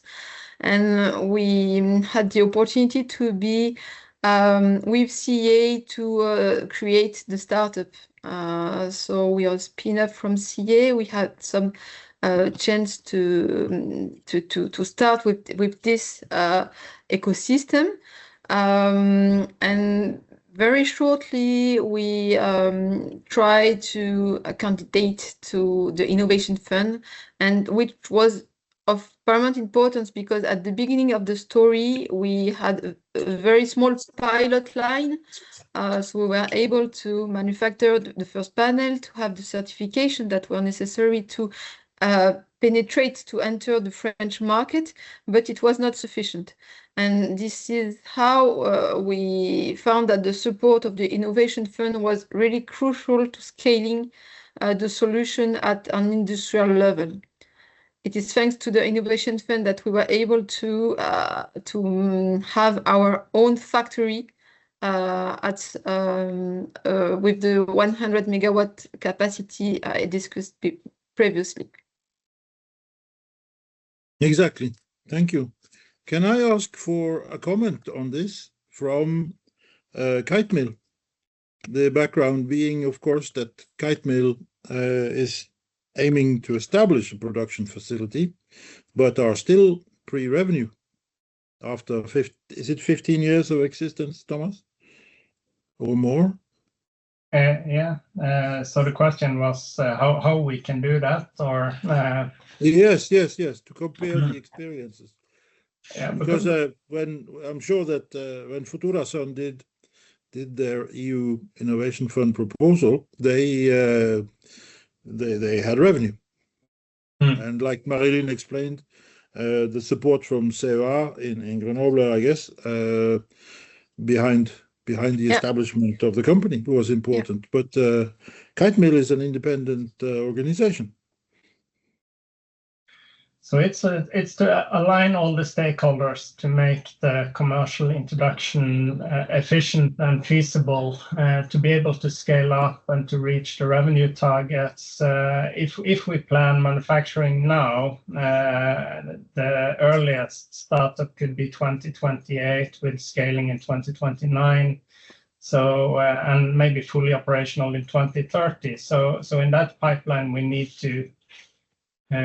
to start the planning now, and that's why we are here.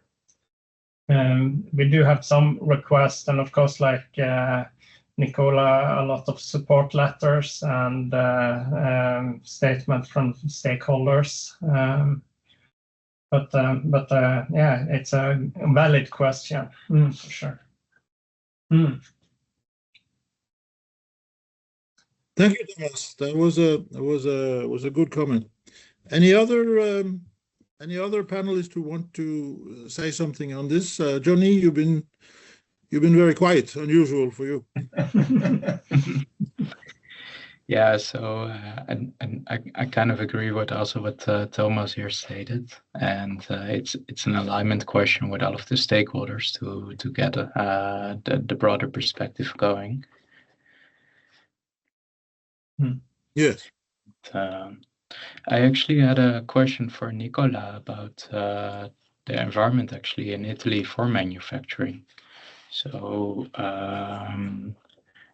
with your success and also the success of the Tango project for the EV module manufacturing, what are key success factors that Italy is now developing, like the front leader role in manufacturing of renewable energy assets? What kind of things do you see for this that contribute to this success? It's a complicated question. Okay, let's say Tango project, it is very specific because the Trisan, this company, is controlled by the state. Okay, so through Enel, so through the main electricity company, so the second largest enterprise in Italy, 100% of the share, let's say, controlled by Enel, of the share of Trisan. So it is not possible to compare the specific case with the standard private company, I believe. Yeah, there are some small players like us. We are trying, at least we are trying. Unfortunately, it is not possible to accumulate national subsidies with innovation fund. At least this is the position of the Italian government. In Brussels, the idea is a little bit different, but at least in Rome, it is not possible to accumulate. So you have to pick one of the two. And in northern Italy, it is not really possible to have any kind of decent subsidy from central government, while in the south, yes, but it is related with the recovery fund. And the recovery fund will be over in 4 months, probably from now, in June.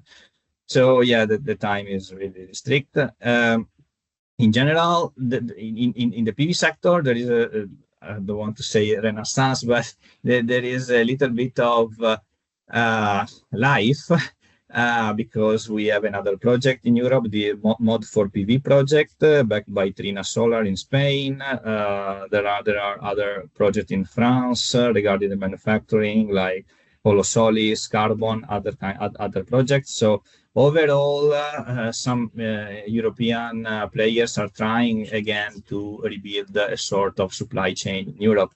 But the key aspect is to have an appropriate policy regulation for this, so to protect the Made in Europe. Without the protection of Made in Europe, all these initiatives will be bankrupt in 5 years from now. I'm sorry to say this, but this is the reality. This is intended to be a very plain and honest panel, so we do not stop you from saying such things, Nicola. In fact, I have a second question to you, and this comes from Pedro Mayorga from Enerocean, another member of the Realize team, who are resubmitting their proposal for the 23rd of April. And his question, I will read it for you. His question comes from your comment that the Innovation Fund support was not enough on its own. And Pedro asks, what do you think are the main additional elements to make a project a reality once you have passed all the evaluations, all the maturities? In other calls, as well as in the Innovation Fund, we see many projects that get top evaluations, but they fail to deliver real results. Any comment on that? Yeah. I mean, it is absolutely important, but I'm optimistic. Let's say I think that now the policy agenda is fit more or less with the timeline of the Innovation Fund project that can be submitted now or recently approved our project. So maybe in 2027, 2028, we can see something like, for the manufacturing, something like Made in EU. Let's say specific market, at least part of this, in agreement with the Net Zero Industrial Act, in agreement with the Accelerator Act.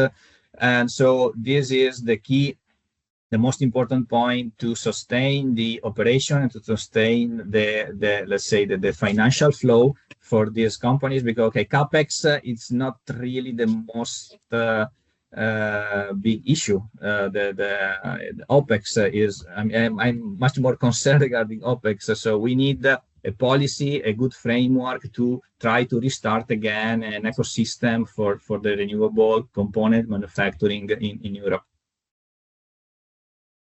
Thank you, Nicola. That was a good question, good answer. We are almost at the end of our time, but I will take the liberty of asking 2 minutes of our break, because we have a very relevant question that has come in on the chat from Jose Mingo in DG Clima.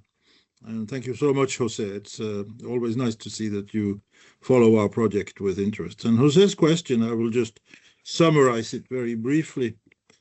It is to ask the companies that succeeded to move on from horizon to deployment, independently of whether they had support from the Innovation Fund or not, if those companies can share their keys to succeed. And he makes a reference to the well-known problem that also Fernando and David raised in the beginning of this conference, where Realize is having, I'm quoting Jose because I'm not completely in agreement with him, but okay. He says, where Realize is having so big difficulties to find potential good projects ready for the next step. And since this is a very relevant question, I would like to answer it, since we cannot make an hour more out of this panel. I would like to answer it by saying that what we have seen in this session, in this panel, is quite a good spectrum of companies. They all have a relationship with the renewables field, so they are inside the scope of Realize. They all have succeeded to win Horizon funding, and they have Horizon experience. And as we have seen from this webinar, this session in the webinar, they are very willing to share. So coming back to Jose's question, if we cannot start with these 4 companies in order to share experiences on how they made it to market, I don't see how we could how that could be achieved. And as a final word from me as a moderator, I would like to turn back to say, quoting my good friend Fernando, that what we have here are 4 companies with technical excellence, Horizon experience, dedicated management, founders, and very strong professionals who own the road to market for their product. That is a reference to Fernando's question. And I would like to finish by reminding us that, like Fernando also said in his introduction, that projects must combine technological excellence with being, there was 3 words that I really enjoyed hearing: bankable, buildable, and operable. That's all from our panel. We hope we have been able to interest you in some of our themes. Thank you. We can now start the last session of this event. And I will leave the floor to Marie Latour, who is a European Affairs Director at Eurofunding, and who will be the moderator of this last session. Marie, thank you very much. Do you hear me properly? Is the sound good? Yes, we can hear you. Perfect. Thank you. Great. Thank you so much, Celine. Thanks a lot for the organization of this event. Good afternoon, everyone, and welcome to this session.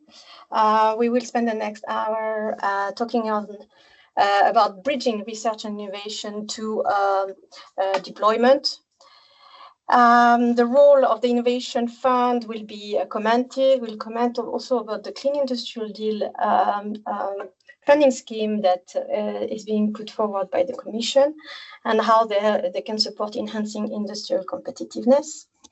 So my name is Marie Latour. I'm European Affairs Director at Eurofunding. I advise companies, research centers, academia, non-profit, on innovation fund and climate funding. I'm working at the crossroad between policy and policy design and project implementation, and I've particular interest in innovation fund and Horizon. So the objective of the session is going to be to look at concretely how Europe can better bridge this gap between research and innovation results, large-scale and industrial large-scale deployment. We're going to explore how the current EU instruments support this transition, how they are perceived by the industry, by investors, by research. We'll have several panelists here that I'm going to present later. We're going to begin with 2 short policy presentations, and then we will have the moderated session discussion after these 2 presentations of 10 minutes each. And we'll open the floor to questions after a first round of questions in the moderated sessions section. So I'm very pleased to welcome here our first speaker, Philip Hawkins, who is policy officer at DG Klima in the Unit C2. Unit C2 deals with research and low carbon technology deployment. So Philippe, you are coordinating the climate relevant research and innovation program of the Horizon Europe program. You work on establishing links, synergies between deployment of net zero and low carbon technologies. And you are doing your best to ensure that EU funding effectively supports EU climate policy objectives. You're also involved in design and implementation of the Innovation Fund. Your work focuses on enabling the deployment of breakthrough low carbon technologies, ensuring that EU climate instruments effectively support industrial decarbonization. So with that, I'm pleased to give you the floor, Philippe, for the first presentation. Thank you, and good afternoon from my side. Thank you for the introduction, Marie. And indeed, I would like to now spend a few minutes to present specifically the horizontal call that is in the current Horizon Europe Work Programme 26-27, fully focused and dedicated to support the Clean Industrial Deal. So just a few minutes to put a bit of a policy context and a policy framing around the initiative. And I mean, the fundamental anchor here is the Clean Industrial Deal strategy that was published this time last year in February, which indeed has a core aim and focus on the one hand to support the clean tech sectors and the energy intensive industry decarbonization sectors to support their way to the path towards climate neutrality, but at the same time to also support their competitiveness. So it's a dual function that goes hand in hand. And okay, without going into extenuating detail on the strategy of the Clean Industrial Deal strategy itself, what is important here is just to mention that in the strategy, it was announced that there was going to be a dedicated call under the Horizon Europe Program 26-27 to support so-called fit for deployment projects. So this is sort of the basis of the initiative. I will now outline the features of the call and provide an overview of the call. So in a nutshell, it's a so-called horizontal call, which is a new feature in the Horizon Europe program for Work Program 26-27. So this is in a separate work program part. It's not under the, perhaps where, conventionally you'd look for industry decarbonization and clean tech calls and topics under cluster 4 and 5. So it's a joint call between the two clusters, which have been sort of sponsoring this call, but it's in a standalone horizontal part due to the horizontal nature of the call. So this call consists of two separate topics. One on clean tech for climate action, with a total budget of 290 million euros across both years, 2026 and 27. And also a second topic on the decarbonization of energy intensive industries of 250 million euros, again, across both years. Both of these topics are innovation actions targeting high TRL activities, and indeed they're targeting so-called fit for deployment solutions. And in the course of this presentation, I will explain a bit better what we mean here by fit for deployment. And just to mention that on top of the two topics under this call, there's also a complementary call of 50 million euros in support, also in support of the Clean Industrial Deal under the Research Fund for Coal and Steel. So, okay, this call, I mean, the way we'd like to look at it is that it offers a set of new and rather novel principles and features, novel in the frame of the Horizon Europe program. And indeed, the target of this call is to look at the gap that we have been talking about so much today between research and deployment, and to, with these fit for deployment projects, to help try and bridge this famous gap or valley of death or whatever you want to call it. So I would say here the three fundamental features of the call are, on the one hand, it's rather open and non-prescriptive character. So perhaps in contrast to the conventional and typical topics on the Horizon Europe, where there's typically speaking, a high degree of what is expected and prescriptiveness, here the call tends to be a bit more open and to provide a certain degree of flexibility, creativity, and openness to applicants to decide on which specific value chain they wish to target. A second key feature is the focus on industrial competitiveness. Of course, if it's a call that supports the Clean Industrial Deal, which is all about industrial competitiveness, this needs to also be reflected in the call. So here, indeed, proposals and projects are expected to demonstrate industrial leadership in view of deployment after the lifetime of the project.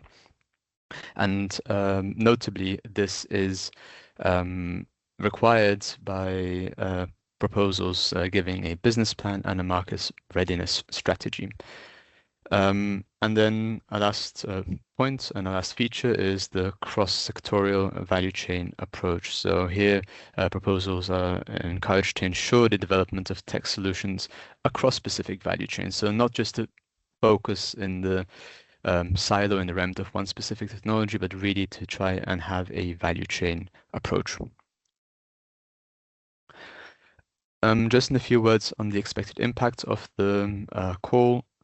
This is for the call overall across both topics, but without listing here all the impacts, what you will see is that they are fully reflective of the overall objectives of the Clean Industrial Deal in terms of accelerating the rollout and deployment of solutions for industry decarbonization and clean tech solutions, promoting competitiveness, reinforcing the manufacturing capacity in Europe, leveraging investments, private and public, and also core focus on reducing the energy price cap in Europe. So I'll just spend a few minutes to describe the first topic now, so the decarbonization of energy-intensive industries under the call. But here what you see are the expected outcomes. And again, for both topics, the expected outcomes are very much in alignment with the overall targets and objectives of the Clean Industrial Deal in terms of accelerating the use of innovative processes to bring to the market cost-effective clean products to strengthen the competitiveness and EU industries in the sector. So here we're looking for new innovative first-of-a-kind operational demonstrators for industry decarbonization, and that these demonstrators are also to show a certain degree of a direction towards market readiness and a plan for market readiness. For the scope, so in both topics, we have 3 areas respectively for each of the topics in which proposals can find themselves in. What is important is that a proposal doesn't have to exclusively be within the frame of one of these 3 areas, so it can also, in the scope of the project, address several or one or more of the 3 areas that you see here, but they need to define one so-called center of gravity. So in the proposal, it needs to be clear in which of these 3 areas the project defines itself as the most. But for the energy-intensive industry decarbonization topic, the 3 areas are the management of carbon cycles, so CCU, CCS, in industry context, clean energy use in production, and also circularity and resource efficiency. Now on to the second topic, which is the clean tech for climate topic under the CID call. Here again, we have a set of expected outcomes, very much coming from the Clean Industrial Deal, but the 3 expected outcomes here mainly are to increase the circular material use rate. So here proposals are expected to demonstrate this. They're expected to demonstrate a reduction of the cost of energy, the levelized cost of energy, but very importantly, the levelized cost of energy delivered to the end users. So here, the LCOE that we're talking about needs to account and take into account and cover the relevant parts of the value chain. So whether that is the energy production, energy distribution, storage, and then the delivery to the end users. And then there's also, let's call it a resilience and a strategic autonomy dimension here, which is reflective of the Net Zero Industry Act. In terms of scope, so here in this topic, we again have 3 individual clean tech areas for proposals. I mean, for reference, these clean tech areas that we have defined here are based on the transition initiatives of the Clean Energy Transition Partnership, which we thought was a good basis and to not reinvent a new frame, but already to use an existing frame. And the 3 areas are the integrated net zero emissions energy systems. So that just simply means anything that covers energy grids, networks, and systems. Second area being enhanced zero-emission power technologies that covers all renewable energy generation, but also heat and energy technologies. And then a last category which covers storage technologies, renewable fuels, and also carbon capture and utilization. Then just in a few words, the portfolio, balanced portfolio. So I think this is, what I have been alluding to before, that we have the 3 areas in each of the topics. And what's important is, in order for it to not be the case that only one of the 3 areas is represented in the final portfolio of proposals under each topic, there is what is called a condition in the topics that there needs to be, of course, respecting the ranking of the evaluation, but there needs to be at least one proposal that is highest ranked for each main tech area for each of the 2 topics. And I will just finish the presentation to highlight the call dates. So both topics under the Clean Industrial Deal call have a 2026 call and a 2027 call. So you find both topics in both years. For 2026, the call is already open. It opened on the 18th of December last year, and this is closing on the 15th of September this year. And with this, I hand over back to you, Marie. Thank you. Thank you. Thank you so much, Philippe. Thanks. I hope many of you have questions. I already have some prepared for you. And before that, I'm going to give the floor to Salvatore Amico Rochas. You are from DG Grow. You are going to present the perspective of DG Grow on competitiveness, the role of instruments such as European Competitiveness Fund in supporting the deployment that the European industry is calling for. You're a policy officer at DG Grow, where you work on EU industrial and competitiveness policy. You contribute to shaping future instruments such as European Competitiveness Fund, with a focus on strengthening Europe's industrial base and in order to accelerate the market uptake of innovative technologies. Salvatore, I suppose I have not seen your face yet. So can you see me now? I think you have, yeah, I have to move my windows. Yeah, let me see. Can you share your screen with the presentation? Yes, it did. Yeah, I will do it immediately. Perfect. Let me know if you see it. Yes, we do. Perfect. So, Salvatore, now I see you. Perfect. Okay. All yours. So, thanks a lot. Thanks for inviting me. Well, differently from my colleague Philip, I'm going to speak about something that's will come and that is still not there, which is basically the proposal of the European Competitiveness Fund that was submitted by the Commission last summer, and that is currently under discussion among the co-legislators. Just for common knowledge, quickly recap on the reasons behind the proposal that was submitted by the Commission on the Competitiveness Fund. I would say that the main reasons behind the rationale behind the programs can be summed up in few aspects. First of all, what we noticed, what emerged from the impact assessment that was prepared as background evidence for the Competitiveness Fund, that was noticed that existing instruments at EU level are too rigid and unable to adequately adapt to the strategic and technological requirements and the needs of the market. We also noticed that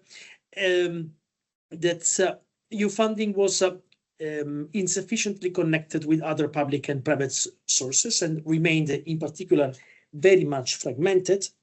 And we also noticed, among the other things, a structural gap in financing, in particular for the later stages of innovation, development, and also scale up of companies. And this was particularly a sensitive issue for strategic sectors.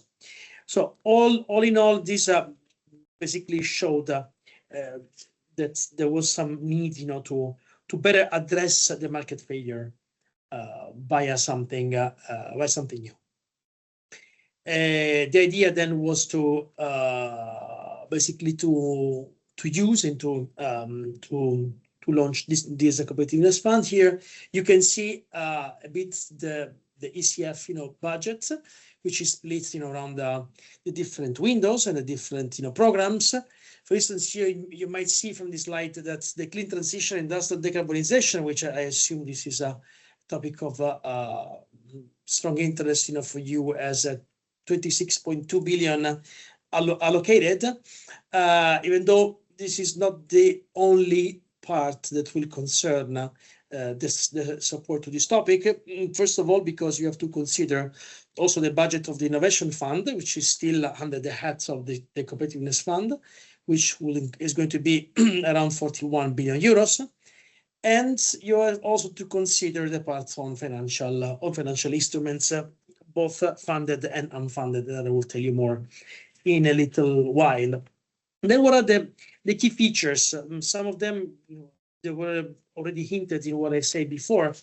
So first of all, the scale. This is a really big amount of resources that have been proposed, to be invested in support of industrial leadership in strategic sectors. In terms of impact, the program will be able to mobilize the entire financial toolbox that the Commission have, so ranging from grants to financial instruments to procurement to price, in order to maximize the mobilization of private investment. Seamless investment journey. This is a very important feature. And this is something that we also notice in our daily job. I work on financial instruments and on the support to projects and to companies. So what we notice is that very often we at the Commission do not have the right instruments to tackle the need of specific needs of companies in specific industries. This is due to the fact that our rules are not flexible enough, to account, for adjacent, let's say, needs, or let's say minor adjustment that would be needed to better tailor our instruments to the needs. So thanks to the Competitiveness Fund, our aim is also to have something more flexible and capable of investing along and seamlessly along the whole investment journey, from research and innovation till the deployment. And for this, it will be crucial, of course, the synergies and the joint, let's say, programming together with the Innovation Fund and Horizon Europe. Single rule book is also part of these strong efforts of simplification and also coordination of rules, agility and policy coherence. So just mention the importance of bringing together the industrial policy angle together with the research angle, together also with the strong steering that will also be provided by the competitiveness coordination tool. Here in the bits is the ECF architecture, as said, for Windows with the relevant budgets, and what is important, the horizontal part. ECF will have the exclusivity concerning the implementation of financial instruments in the next MFF. The only exception that will be out of the boundaries of the ECF will be the EIC fund, basically the blended funded instruments that will stay under Horizon Europe. So this means that the possibility also from sectoral programs of the MFF that could also contribute to the ECF InvestEU instruments for the deployment of funded and financial instruments, namely budgetary guarantees as well as debt, equity, quasi-equity products. Another horizontal aspects will also be the project advisory and also SME collaboration and skills, which will be basically common to the different windows through basically actions that will touch the different work programs of the windows. Let me just say something concerning the single rule book that is basically the what we strive to do. So to have basically common rules, around the different programs that basically fall under the roof of the ECF. I forgot to mention it before, but one of the efforts that was done for the preparation of the ECF is at the same time basically to include under one programs that in the current MFF are instead basically are implemented as separate ones, namely Digital Europe, EU for Health, the programs on space and defense and so on and so forth. So one of the first benefits that I would see from these efforts is the fact that now all those different programs, by following under one single hat, will have common rules and will definitely simplify the life to beneficiaries. Let me just mention some other aspects that are important, and I already hinted to the additional resources point.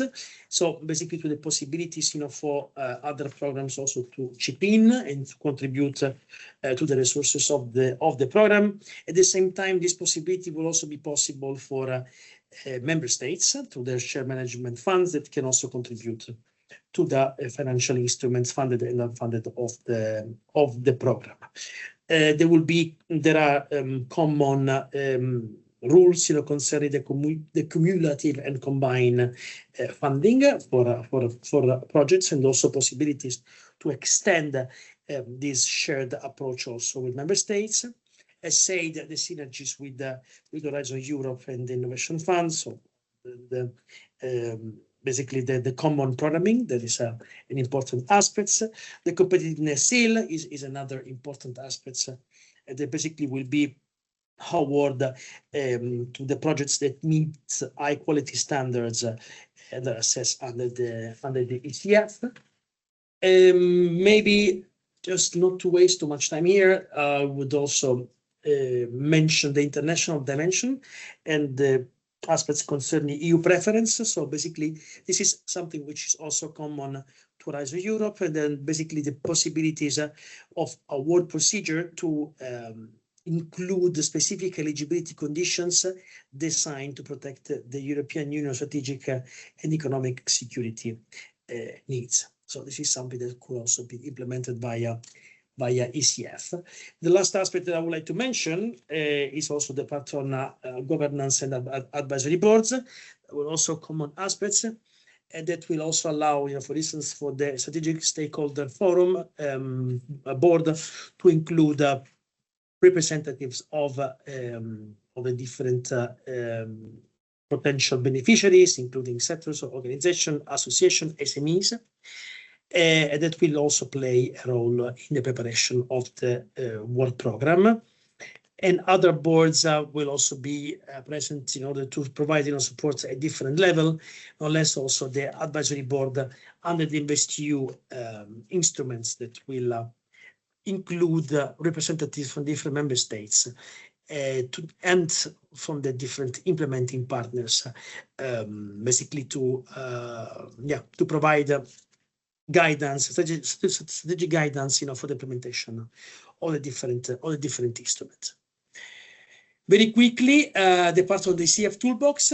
What I said before is that the proposal foresees the possibility to mobilize the different tools that the Commission has at its availability. The allocation of the funding will be working through work programs. It's also a role for member states to comitology to be involved in.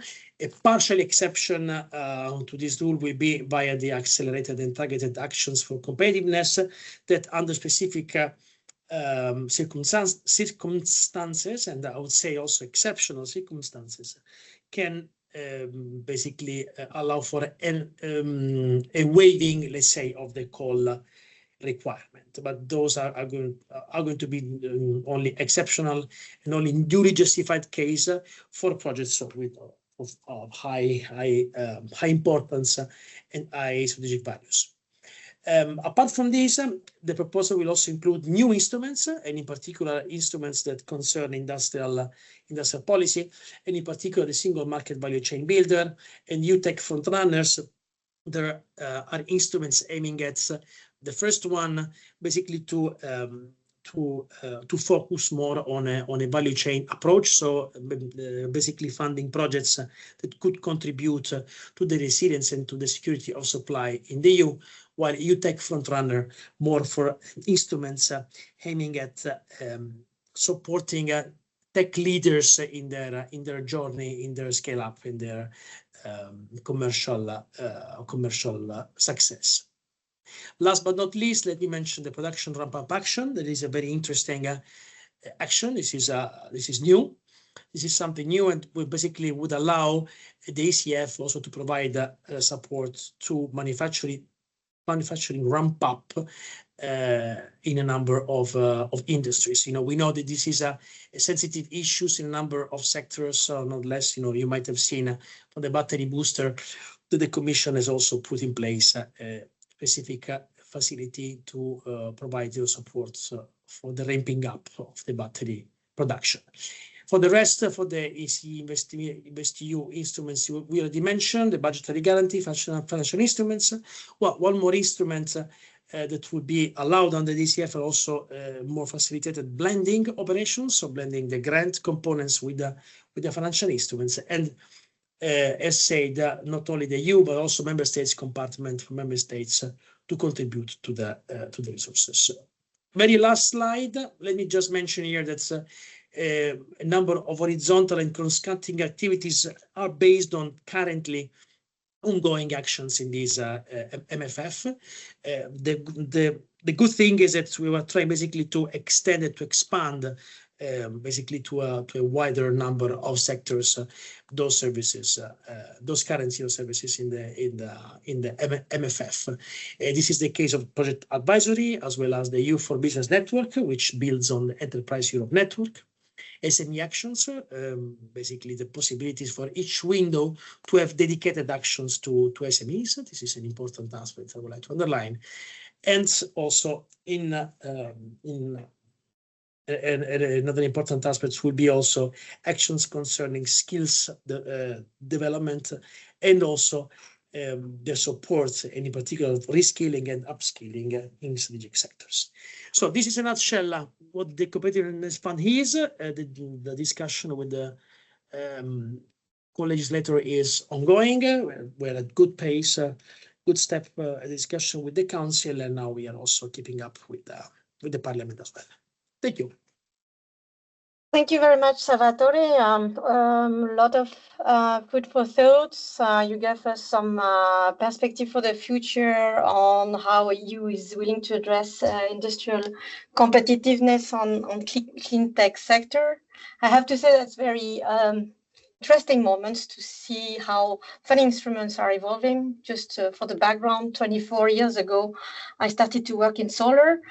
Before there was an industry in Europe, then I saw the death of the industry in Europe, and I see Europe is doing its best to keep its champions and provide the funding and instruments to grow it and keep it here. For the session, we have 30 minutes left now. We have three panelists joining, Philippe and Salvatore. We have Victor van Hoorn. You are Director of Clean Tech for Europe. Victor, you represent Europe's clean tech scale-ups and investors, and you work at the intersection of industrial policy, innovation, and climate ambition. You are advocating for regulatory and financing frameworks that allow European clean tech companies to scale, deploy, and remain competitive globally. What a challenge.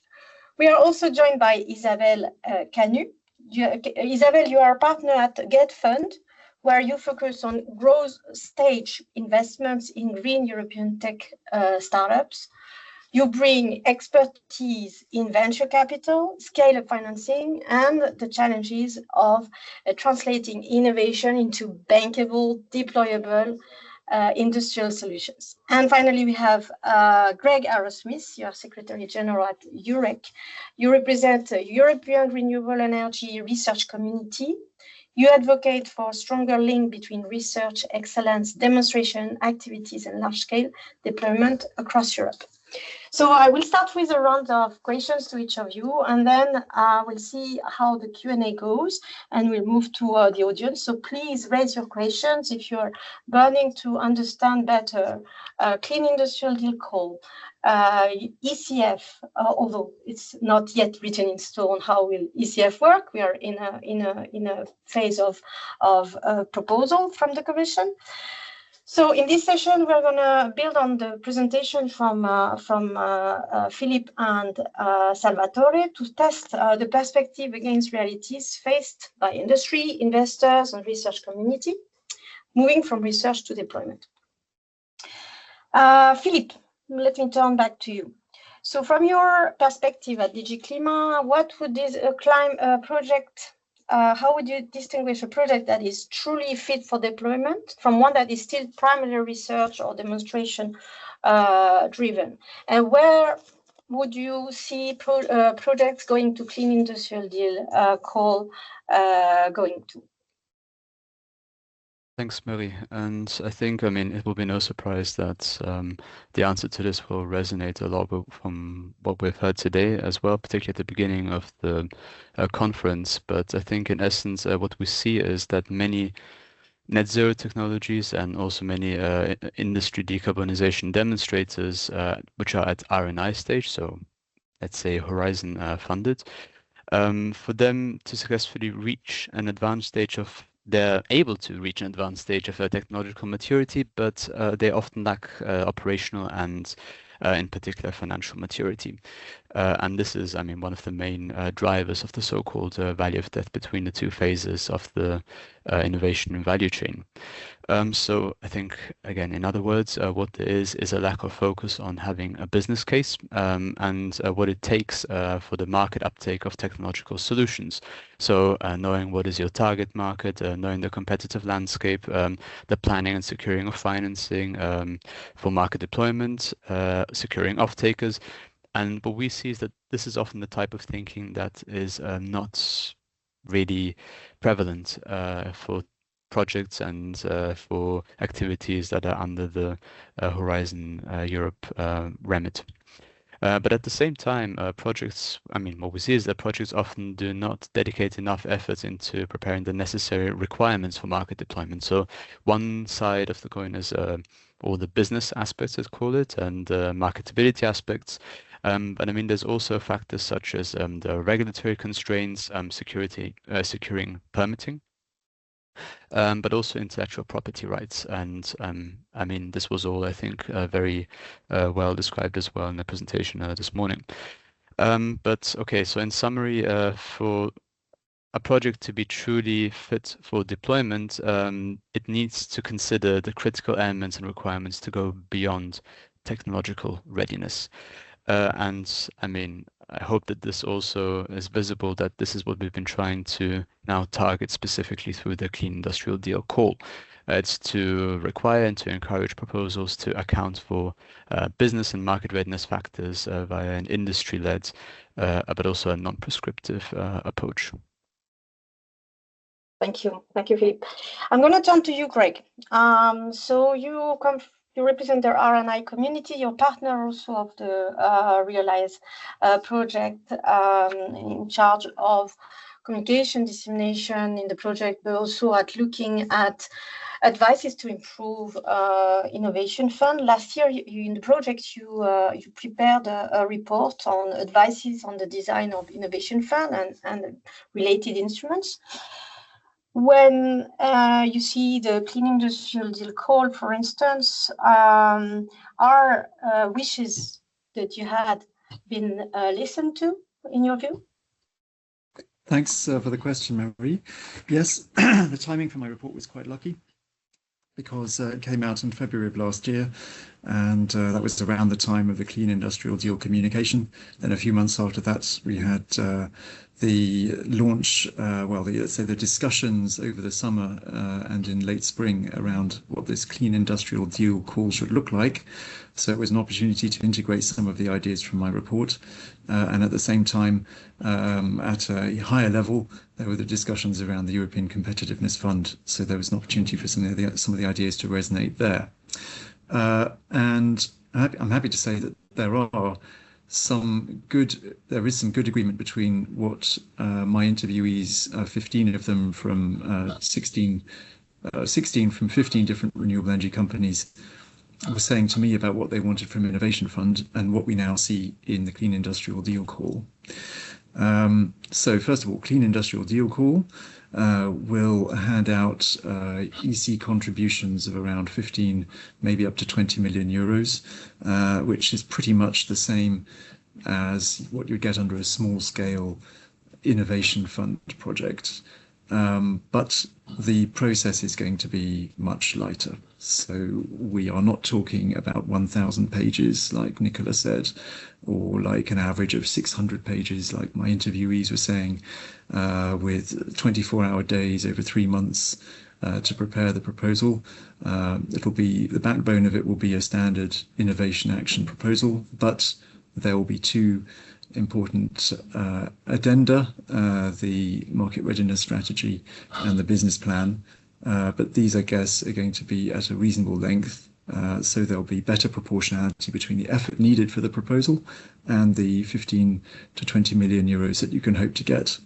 And I also see this CID call with this kind of budget helping to solve one of the problems of innovation fund applications, which was that the small scale projects also tended to have the worst evaluation scores. So there was something about the effort that was needed and the maturity of the companies behind small scale projects, which meant that they didn't do as well in evaluations as bigger companies asking for more money.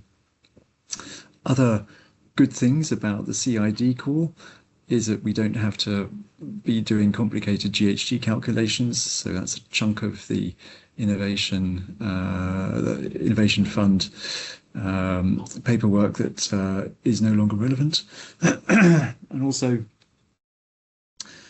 we are, here we might have a bit of a debate with Philippe about this, but I think with the CID call, we are we're not going to be quite as tough on innovations. I mean, Philippe does say, and it's written in the call text, that the projects must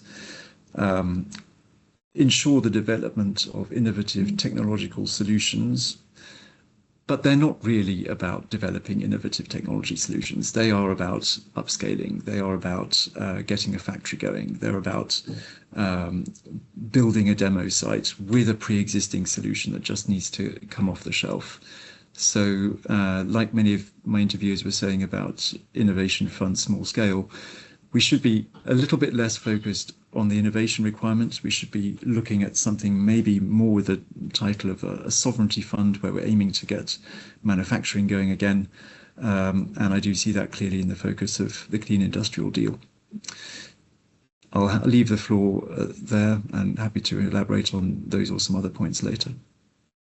Thanks, Greg, for also some provocative questions, or I don't know if so provocative. Philip, do you want to react to Greg's comment? I mean, it was directly directed to Yes, I will. But I mean, I think just one point I really want to make clear here is that there is a very clear distinction between the remit of the Innovation Fund, also at the small scale topic level, and the Clean Industrial Deal Call, because in the end of the day, the Clean Industrial Deal Call is still fully part of the Horizon Europe program, which is research and innovation. Yes, of course, the topic, what makes it also a bit more unique and novel is that the aim here is truly to the highest degree and highest TRL level possible that we can support under the RNI program, with a view for fit for deployment and demonstrators in this context, but not deployment. And whilst the small scale call of the Innovation Fund is deployment activities. So yeah, just so that there's no confusion as well as to what, I mean, at the end of the day, it's two different programs with two different scopes, of course, related. And I mean, we hope that there is a relation as well, because one is meant to create the bridge to the other. But we would, for example, not, I mean, many of the small scale innovation fund activities that you will see, which are full on deployment activities, would not be eligible under this Clean Industrial Deal call. And I mean, just a quick remark also on innovation. I mean, I do think as well that, of course, we have here a value chain perspective in the Clean Industrial Deal call. So yes, it's about technologies, but, and this is something I wanted to also make clear in the presentation, that we're not talking about funding individual tech solutions, but hopefully, and that's the aim of the call, is also to look really at an integrated approach that can cover a bit of a, I mean, not the full value chain of industrial area or industrial sector area, but some portion of it, so that it's not just, say, a solar PV technology in its own that would be funded, but a solar PV technology that is perhaps integrated, that perhaps shows also elements with links to energy storage. I mean, I'm just saying here certain keywords to make an illustrative example, but I think that this is perhaps to an extent as well where the innovation would come into play, is the integrated value chain approach. Thanks, Philip, for clarification. I'm going to turn to Victor. Victor, you are bringing the perspective of clean tech scale-ups. Is there everything now? Are we perfect with the funding instruments that are on the table? Clean Industrial Deal, future European ECF. Where do you see biggest remaining gaps, if there are any, when it comes to late-stage development and industrial scaling?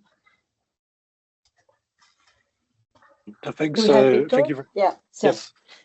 Thank you, Marie, and thank you for the question. And thank you for the Realize project for inviting me. I think it's an excellent question, because it depends on whether you take into account where we stand now or where we might be going in the future, building on the presentations we've heard from the speakers. And as you said, we're traditionally dealing in our coalition with a lot of companies that are scaling. They've passed the first of a kind. They're looking at reaching commercial success, building the factories, large-scale production. And I think what we really see is that a lot of the funding instruments in the past, or maybe a lot of the focus of the discussions, have been really on the CapEx question, and sometimes the OpEx question, or how you survive in a commercial environment from an OpEx perspective, has garnered less attention, but is equally important in the scaling journey. And probably, I would say, my guess is that distinction at European level often has to do with the fact that where a lot of our thinking is inspired from the state aid rules in the treaty, where we tend to be okay with capex, but be less okay with the opex support for whereas it can distort markets, or there's a perception it can distort markets more easily. So I think that's the first thing I will say to frame our comments. The second thing is we clearly hear from companies as well that there's an urgent need for speed in decision making and deployment of the funding, and moving to decisions to give clarity to companies, but also really for those companies to then, on the back of financing, attract financing from private capital providers, be it equity investors, or in some cases in our coalition also banks providing loans or project finance type arrangements. A lot of the instruments in the EU up to now have been quite lengthy for making decisions.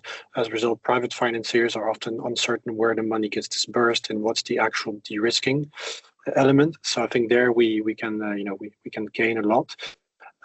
I'll join back the comments. Actually, I was very happy to see the presentation by Salvatore from DG Grow, because I think what the ECF, the European Competitiveness Fund, is really, I think, getting right on paper for now is the flexibility element, in that what we see is not every clean tech value chain or sector which is seeking to scale will require the same type of de-risking instruments or financial support. Some cases it might be contracts for difference, two-way contracts for difference. In some cases, price floors. In some cases, I think, as he alluded to, is also production-based support, particularly relevant need for a sector like batteries, but you can think of other ones. So it's great that the European Competitiveness Fund is going to give us this opportunity to experiment and have flexibility with different instruments to de-risk that. And here, what I'd like to say is, well, a lot of companies we talk to who are actually probably more in a deployment phase, what they tell us that sometimes actually having relatively cheap financing that is predictable in the form of loans or guarantees is maybe more what they would be looking for than necessarily what I would call relatively expensive grants. And obviously the implication is there that with the same amount of public money, you could do a lot more loans and guarantees that you can necessarily do grants because of the budgetary rules. I think that's one. And there, what's been interesting to see, the battery booster package end of last year was mentioned, but I think it's quite interesting to see that in the future, for example, the Innovation Fund might deploy some of the money via low interest or zero interest rate loans rather than necessarily grants. That's an interesting precedent. I think two final points from my side is one, what we clearly see with some projects and sectors is I think there's probably need for better integration between the instruments and how the money is deployed with the overall policy framework, because I think and that comes back really to the question of market readiness, market existing for certain technology, which is not only a financing question, but also delves into questions like trade policy, competition policy, and the regulatory policy in terms of demand signals for certain clean tech. If all of the latter are not aligned, you can decide to fund projects, but probably they won't reach final investment decision because the market is not there for those products. I think there we probably want to probably need to make some progress. And final point is, as I said, the flexibility in the European Competitiveness Fund is a great thing, but we probably in the future need to start probably having a much more integrated thinking in terms of how in the future budgets the Horizon Europe is going to interact with the Innovation Fund, with also the Industrial Decarbonization Bank that's being prepared, as well as the decarbonization window of the European Competitiveness. How do all these pots of money complement each other and don't duplicate each other to make sure that we have the large range of instruments to meet all those de-risking challenges and help those companies scale in Europe? So I'll leave it at that for now, but very happy to answer any questions. Thanks, Victor. I remember a few keywords: OPEX, speed, flexibility, coherence between funding and regulatory aspects. Turning to Isabel. So Isabel, from your view, you're coming more from the investor perspective. The large EU level funds are often giving positive signal, but from your perspective, how do we ensure startups, smaller actors, and market-driven innovation are not left behind? Are you happy with what is coming up? What would be needed in your view? Well, thank you, Marie. So generally speaking, industrial clean technologies are no longer the hype we had in the last years. So the narrative has changed, also in Europe. And because of other priority, we have a lot of pressure on the budget dedicated to decarbonization, clean technologies, and the transformation of our industry. So from this point of view, the EU Competitiveness Fund is a very good and important signal. But although it's a strong signal, of course, the very important thing is to crowd in market innovation and market sectors and market actors.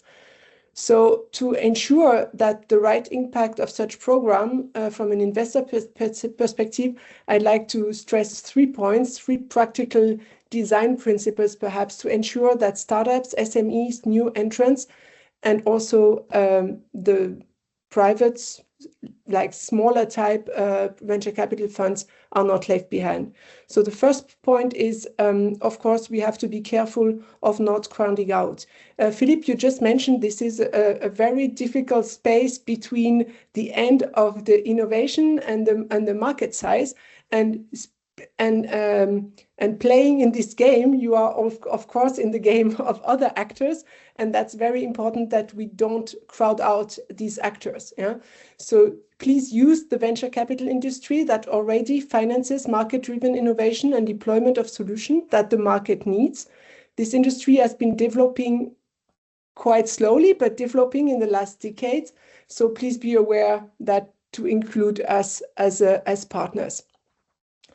The second thing is, and Philippe and Salvatore, you both mentioned this, this is how to build a seamless investment journey and single rule book. I mean, that's wonderful, and to reduce the burden, but also to design stage appropriate instruments alongside the overall investment journey. I really loved what you say about fit to deployment projects, about the single market value chain builder and your EU tech front runners. But I don't know which type of financing you will have behind this. And this combination of Horizon type grants from the EU, but also at national and regional level is very important. The support of accelerators, business angel for the creation phase 2. Of course, venture capital for seed and early growth. I mean, we are the ones stressing the product market fit or supporting startups to reach this product market fit. And then, of course, all types of scale instrument with loans, blended finance, guarantees, project finance, and of course, offtake-backed mechanism. I haven't mentioned, but we are anchored as a fund by EIF, and just to make it very clear, without EIF and other public actors, we wouldn't have a functioning venture industry in Europe, unfortunately. As you might know, in the last 3 years, fundraising worldwide for venture funds have diminished by 60%, and in Europe too. So without these actors, we would just have no money to invest in these companies, which would be a pity. And I would like to stress another type of instrument, and I think the calls are in this direction, but to go more in the direction of DARPA or ARPA, we have implemented in Germany the Sprint, which you might know, the challenges, and I think it's a very interesting way of boosting innovation and new type of financing and schemes. And the last one is a bit repetitive, but that's so important to me. Please use tools that mobilize private capital instead of replacing it. So if the goal is to maximize impact of every euro by drawing in private money, then instruments should be chosen to improve risk return for private investors. So investment in private VC funds, like I just mentioned, is very important because you strengthen the professional investors in the market. Of course, co-investment schemes have proven to support the public side to take best investment decision. I think we need guarantees and risk sharing, especially for all the FOAC type of projects. And I would finally add all the type of pre-commercial procurement, public procurement and offtakes, which is, of course, at EU level, which make a significant difference if we would be able to do so. So building first champions is for sure a priority, but keeping competitive pressure and innovation diversity is a key success factor towards European competitiveness. So I hope the large budgets will be managed in a need and stage appropriate manner without forgetting the smaller actors and the small scale impact that we need in this sector. Thank you. Thanks, Isabel. I see Victor nodding, so I think here you yeah, join. We are buddies, you know. I mean, we are a member at Clean Tech for Europe, so hopefully we have the same thinking. Thank you. Yeah, indeed. Salvatore, a lot was going to you. I think we heard your presentation with good hope that it's going to help and improve the seamless journey, indeed. Building on what you commented, what you heard, how would you describe the main added value of ECF? How it would compare to what we have today, especially in supporting industrial scale-up deployment. And if we can be short, I wanted there is two questions on in the chat. We go until 5:10. We'll have maybe a closing round before we move to the closing session.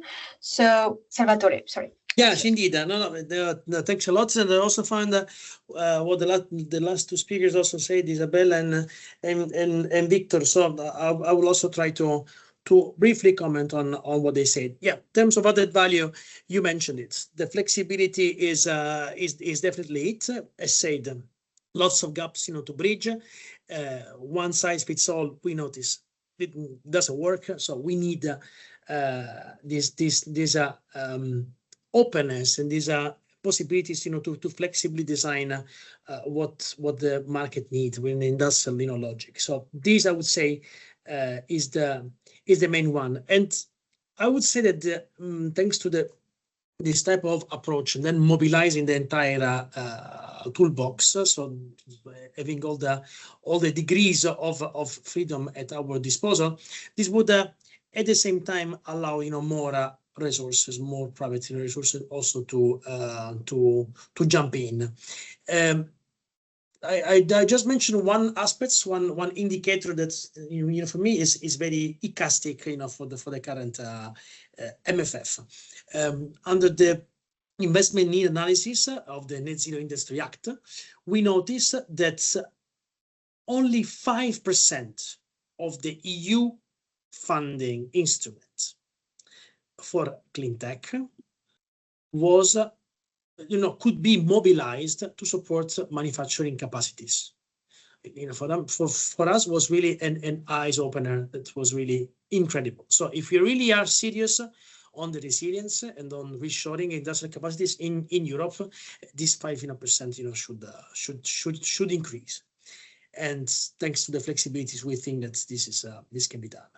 The seamless investment journey, we mentioned it. And then let me just comment very briefly on what Victor and Isabel said. Yeah, concerning the lengthy and let's say with burdensome deployment of financial instruments, I think that the progress made in the last period to InvestEU has been really remarkable. But despite that, we understand that the risk capacity is an issue. I mean, we know. So if you want to we want to invest in riskier activities, we also need to provide the right resources. So that's why the provisioning rate will pass, well, in the proposal of the Commission, will pass from 50%, which is the current case, from 40% in the current case, to 50% in the ECF. This is already a big increase that we think that could, all in all, provide a good boost and also increase the risk appetites of the overall program. For the VC, absolutely, we completely share what Isabel said on the importance. We will continue, the program will continue to invest and to support this type of asset class. And what we noticed is that more and more implementing partners under InvestEU are also going to be involved more and more also in direct equity. So the intermediated equity model is not the only one that we will pursue, because we notice that there's also interest from a number of implementing partners also to provide direct equity. And the interesting thing is that differently from the current case under the budgetary guarantees, we will also be able to provide funded support for equity investment. This was one of the main issues raised by a number of implementing partners, that having an unfunded instrument to support equity instrument was not ideal, because then it would have required them, to get the resources from the market. And last but not least, absolutely very important, small actors. As said, we will have specific actions for SMEs. We will see how these are going to be deployed. And maybe a very last point that were mentioned by Isabel, concerning the value chain instruments and these new industrial policies. Yeah, the type of support will basically be granted, whenever is more for the more innovative aspects, to be funded, let's say with the lower TRL, somehow, as well as more or networking type of activities. But then when the investment component will kick in, there will be typically the following, stage. So from a multi-beneficiaries, you will go to single beneficiary. This is where also blended instruments and also financial instrument will play a strong role. Thank you. Okay, Thank you so much, Salvatore. Actually, there are two questions to you on the Q&A, so I will read them. So Nicolas Koch is asking whether the evaluation criteria under ECF, I understand, be completely revamped compared to H2020, etc. Will they be merged from different previous programs? How will this work, if you could comment? And Nicolas has a complementary question about something else, battery ramping up action you mentioned. But please, if you can start with the first. Yeah, indeed. For the criteria, maybe you might recall that the proposal of ECF doesn't indicate specifically the criteria for the selection. So they will be defined at the level of a work program. This is the idea now. We will see now how the legislator will deal with these aspects. But there's one important component to consider, and is that the R&I collaborative part will benefit from a contribution from Horizon Europe. As I was saying, the two programs will work a lot together with lots of synergies. This is one of them. So the R&I component of Pillar 2, the competitiveness R&I collaborative activities of Horizon Europe, will basically follow and will be part of the work program of ECF. But the important thing is that the rules and the criteria, the selection criteria of Horizon Europe will be followed. So this is already something just to ensure continuity and not to, let's say, completely turn upside down the rules that have been used so far for the selection of projects. We thought it is an important continuity aspect.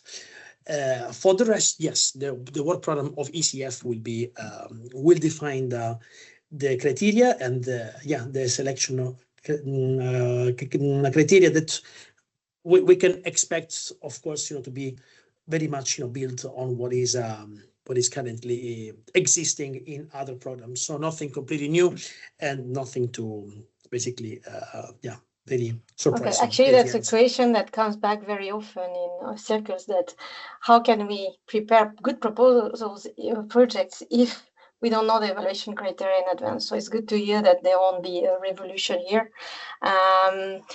Nicola was also asking about what you meant by battery ramping up action, and I will stop here and move to the conclusion session just after.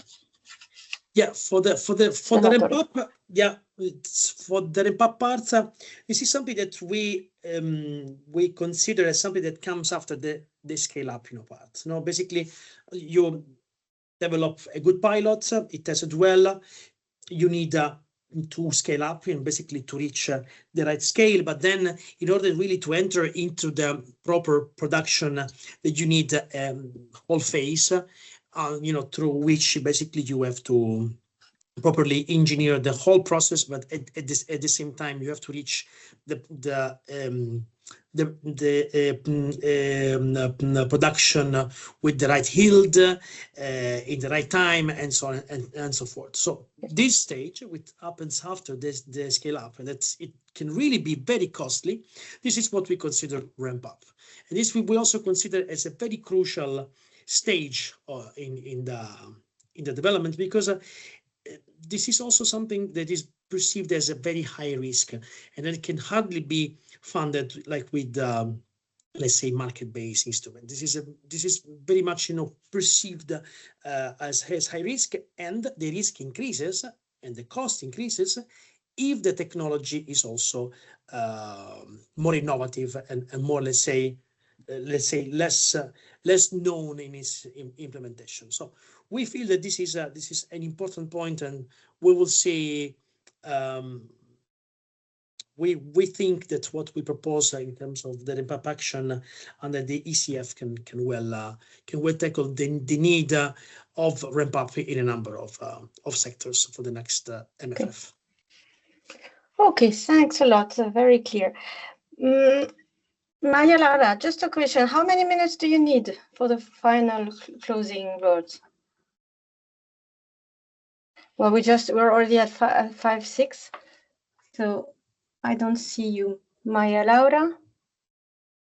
Can you hear me? Is Maria Laura? Yes, yes, I'm here. Yeah. I heard. Sorry. So my microphone. 3 minutes and I leave you. 3 minutes. So, well, then I will close because otherwise we'll go far too long. We are at 5 and 7 minutes. I'm going to thank here all the panelists of this session, and we're going to move now to Maria Laura, our officer for the Realize project, to give the final word. So thanks to all of you, and great talking with you. Thank you, Maria. Maria Laura, the floor. Yes. Thank you a lot. I will just take 3 minutes of your time to close the event. It's difficult to gather everything in 3 minutes. We talk a lot. We had a really interesting exchange, in my opinion. But first, a big thanks to the excellent panelists that we had today, and also a thanks to the organizers. So all the Realize project for having organized this interesting event, as well as the thanks goes to my colleagues from DG Klima and DG Growth for being present here and having presented our side of the coin, let's say. So we listen today to real challenge and concrete results from the innovation pipeline that is built within Realize projects, and that also we had the great chance to hear from inspiring success stories from innovation fund projects that are deploying renewable innovation technology now, or they already finished, or they will finish. And I hope that this work has a great inspiration also for future promoters. Beyond best practice, we also address the barriers that still slow down the journey from the research to the market. So as a key takeaways, really not comprehensive because of time, but as a key takeaway, we can say that we heard about a strong call to create a real ownership mindset of the road to the market. You need to start to think as companies, integrating also exploitation strategy and IPR aspects early on. We also heard about a call for simplifying access to funding and tackling scale-up and bureaucratic obstacles, as well as reducing time in between research and market deployment that at the moment is one of the gap. Listening closely to industries' priorities, and we discussed early today how to do it, and also thanks to the involvement of European Association, as we sit here around the table, that really are giving a great support also to the European Commission to reach this voice and making sure that the priority are listened and taken into account. We also heard about the need of moving beyond the technology readiness that is today one, of course, but toward business and market readiness. And last but not least, ensuring complementarity and not overlap of future funding instruments. You also had a great chance to hear from our colleague from DG Grow also about the new, also the propose and currently discuss European Competitiveness Fund to understand really also how the European Commission is preparing the future approach of the European funding toward still promoting clean energy technologies. And also, as a reminder for all of you, we heard about more in details, thanks Philippe for this as well, about the Clean Industrial Deal call that is out, and about the two major topics on the clean energy, the clean technologies for climate action and decarbonization of energy intensive industry, with 600 million available funding over the next 2 years. So now the message is clear. Europe has the innovation. Now we need to accelerate all together. We need to accelerate the path to the market. So thank you again to everyone. And I hope that you have a good evening and you enjoyed a lot the event. Thank you a lot.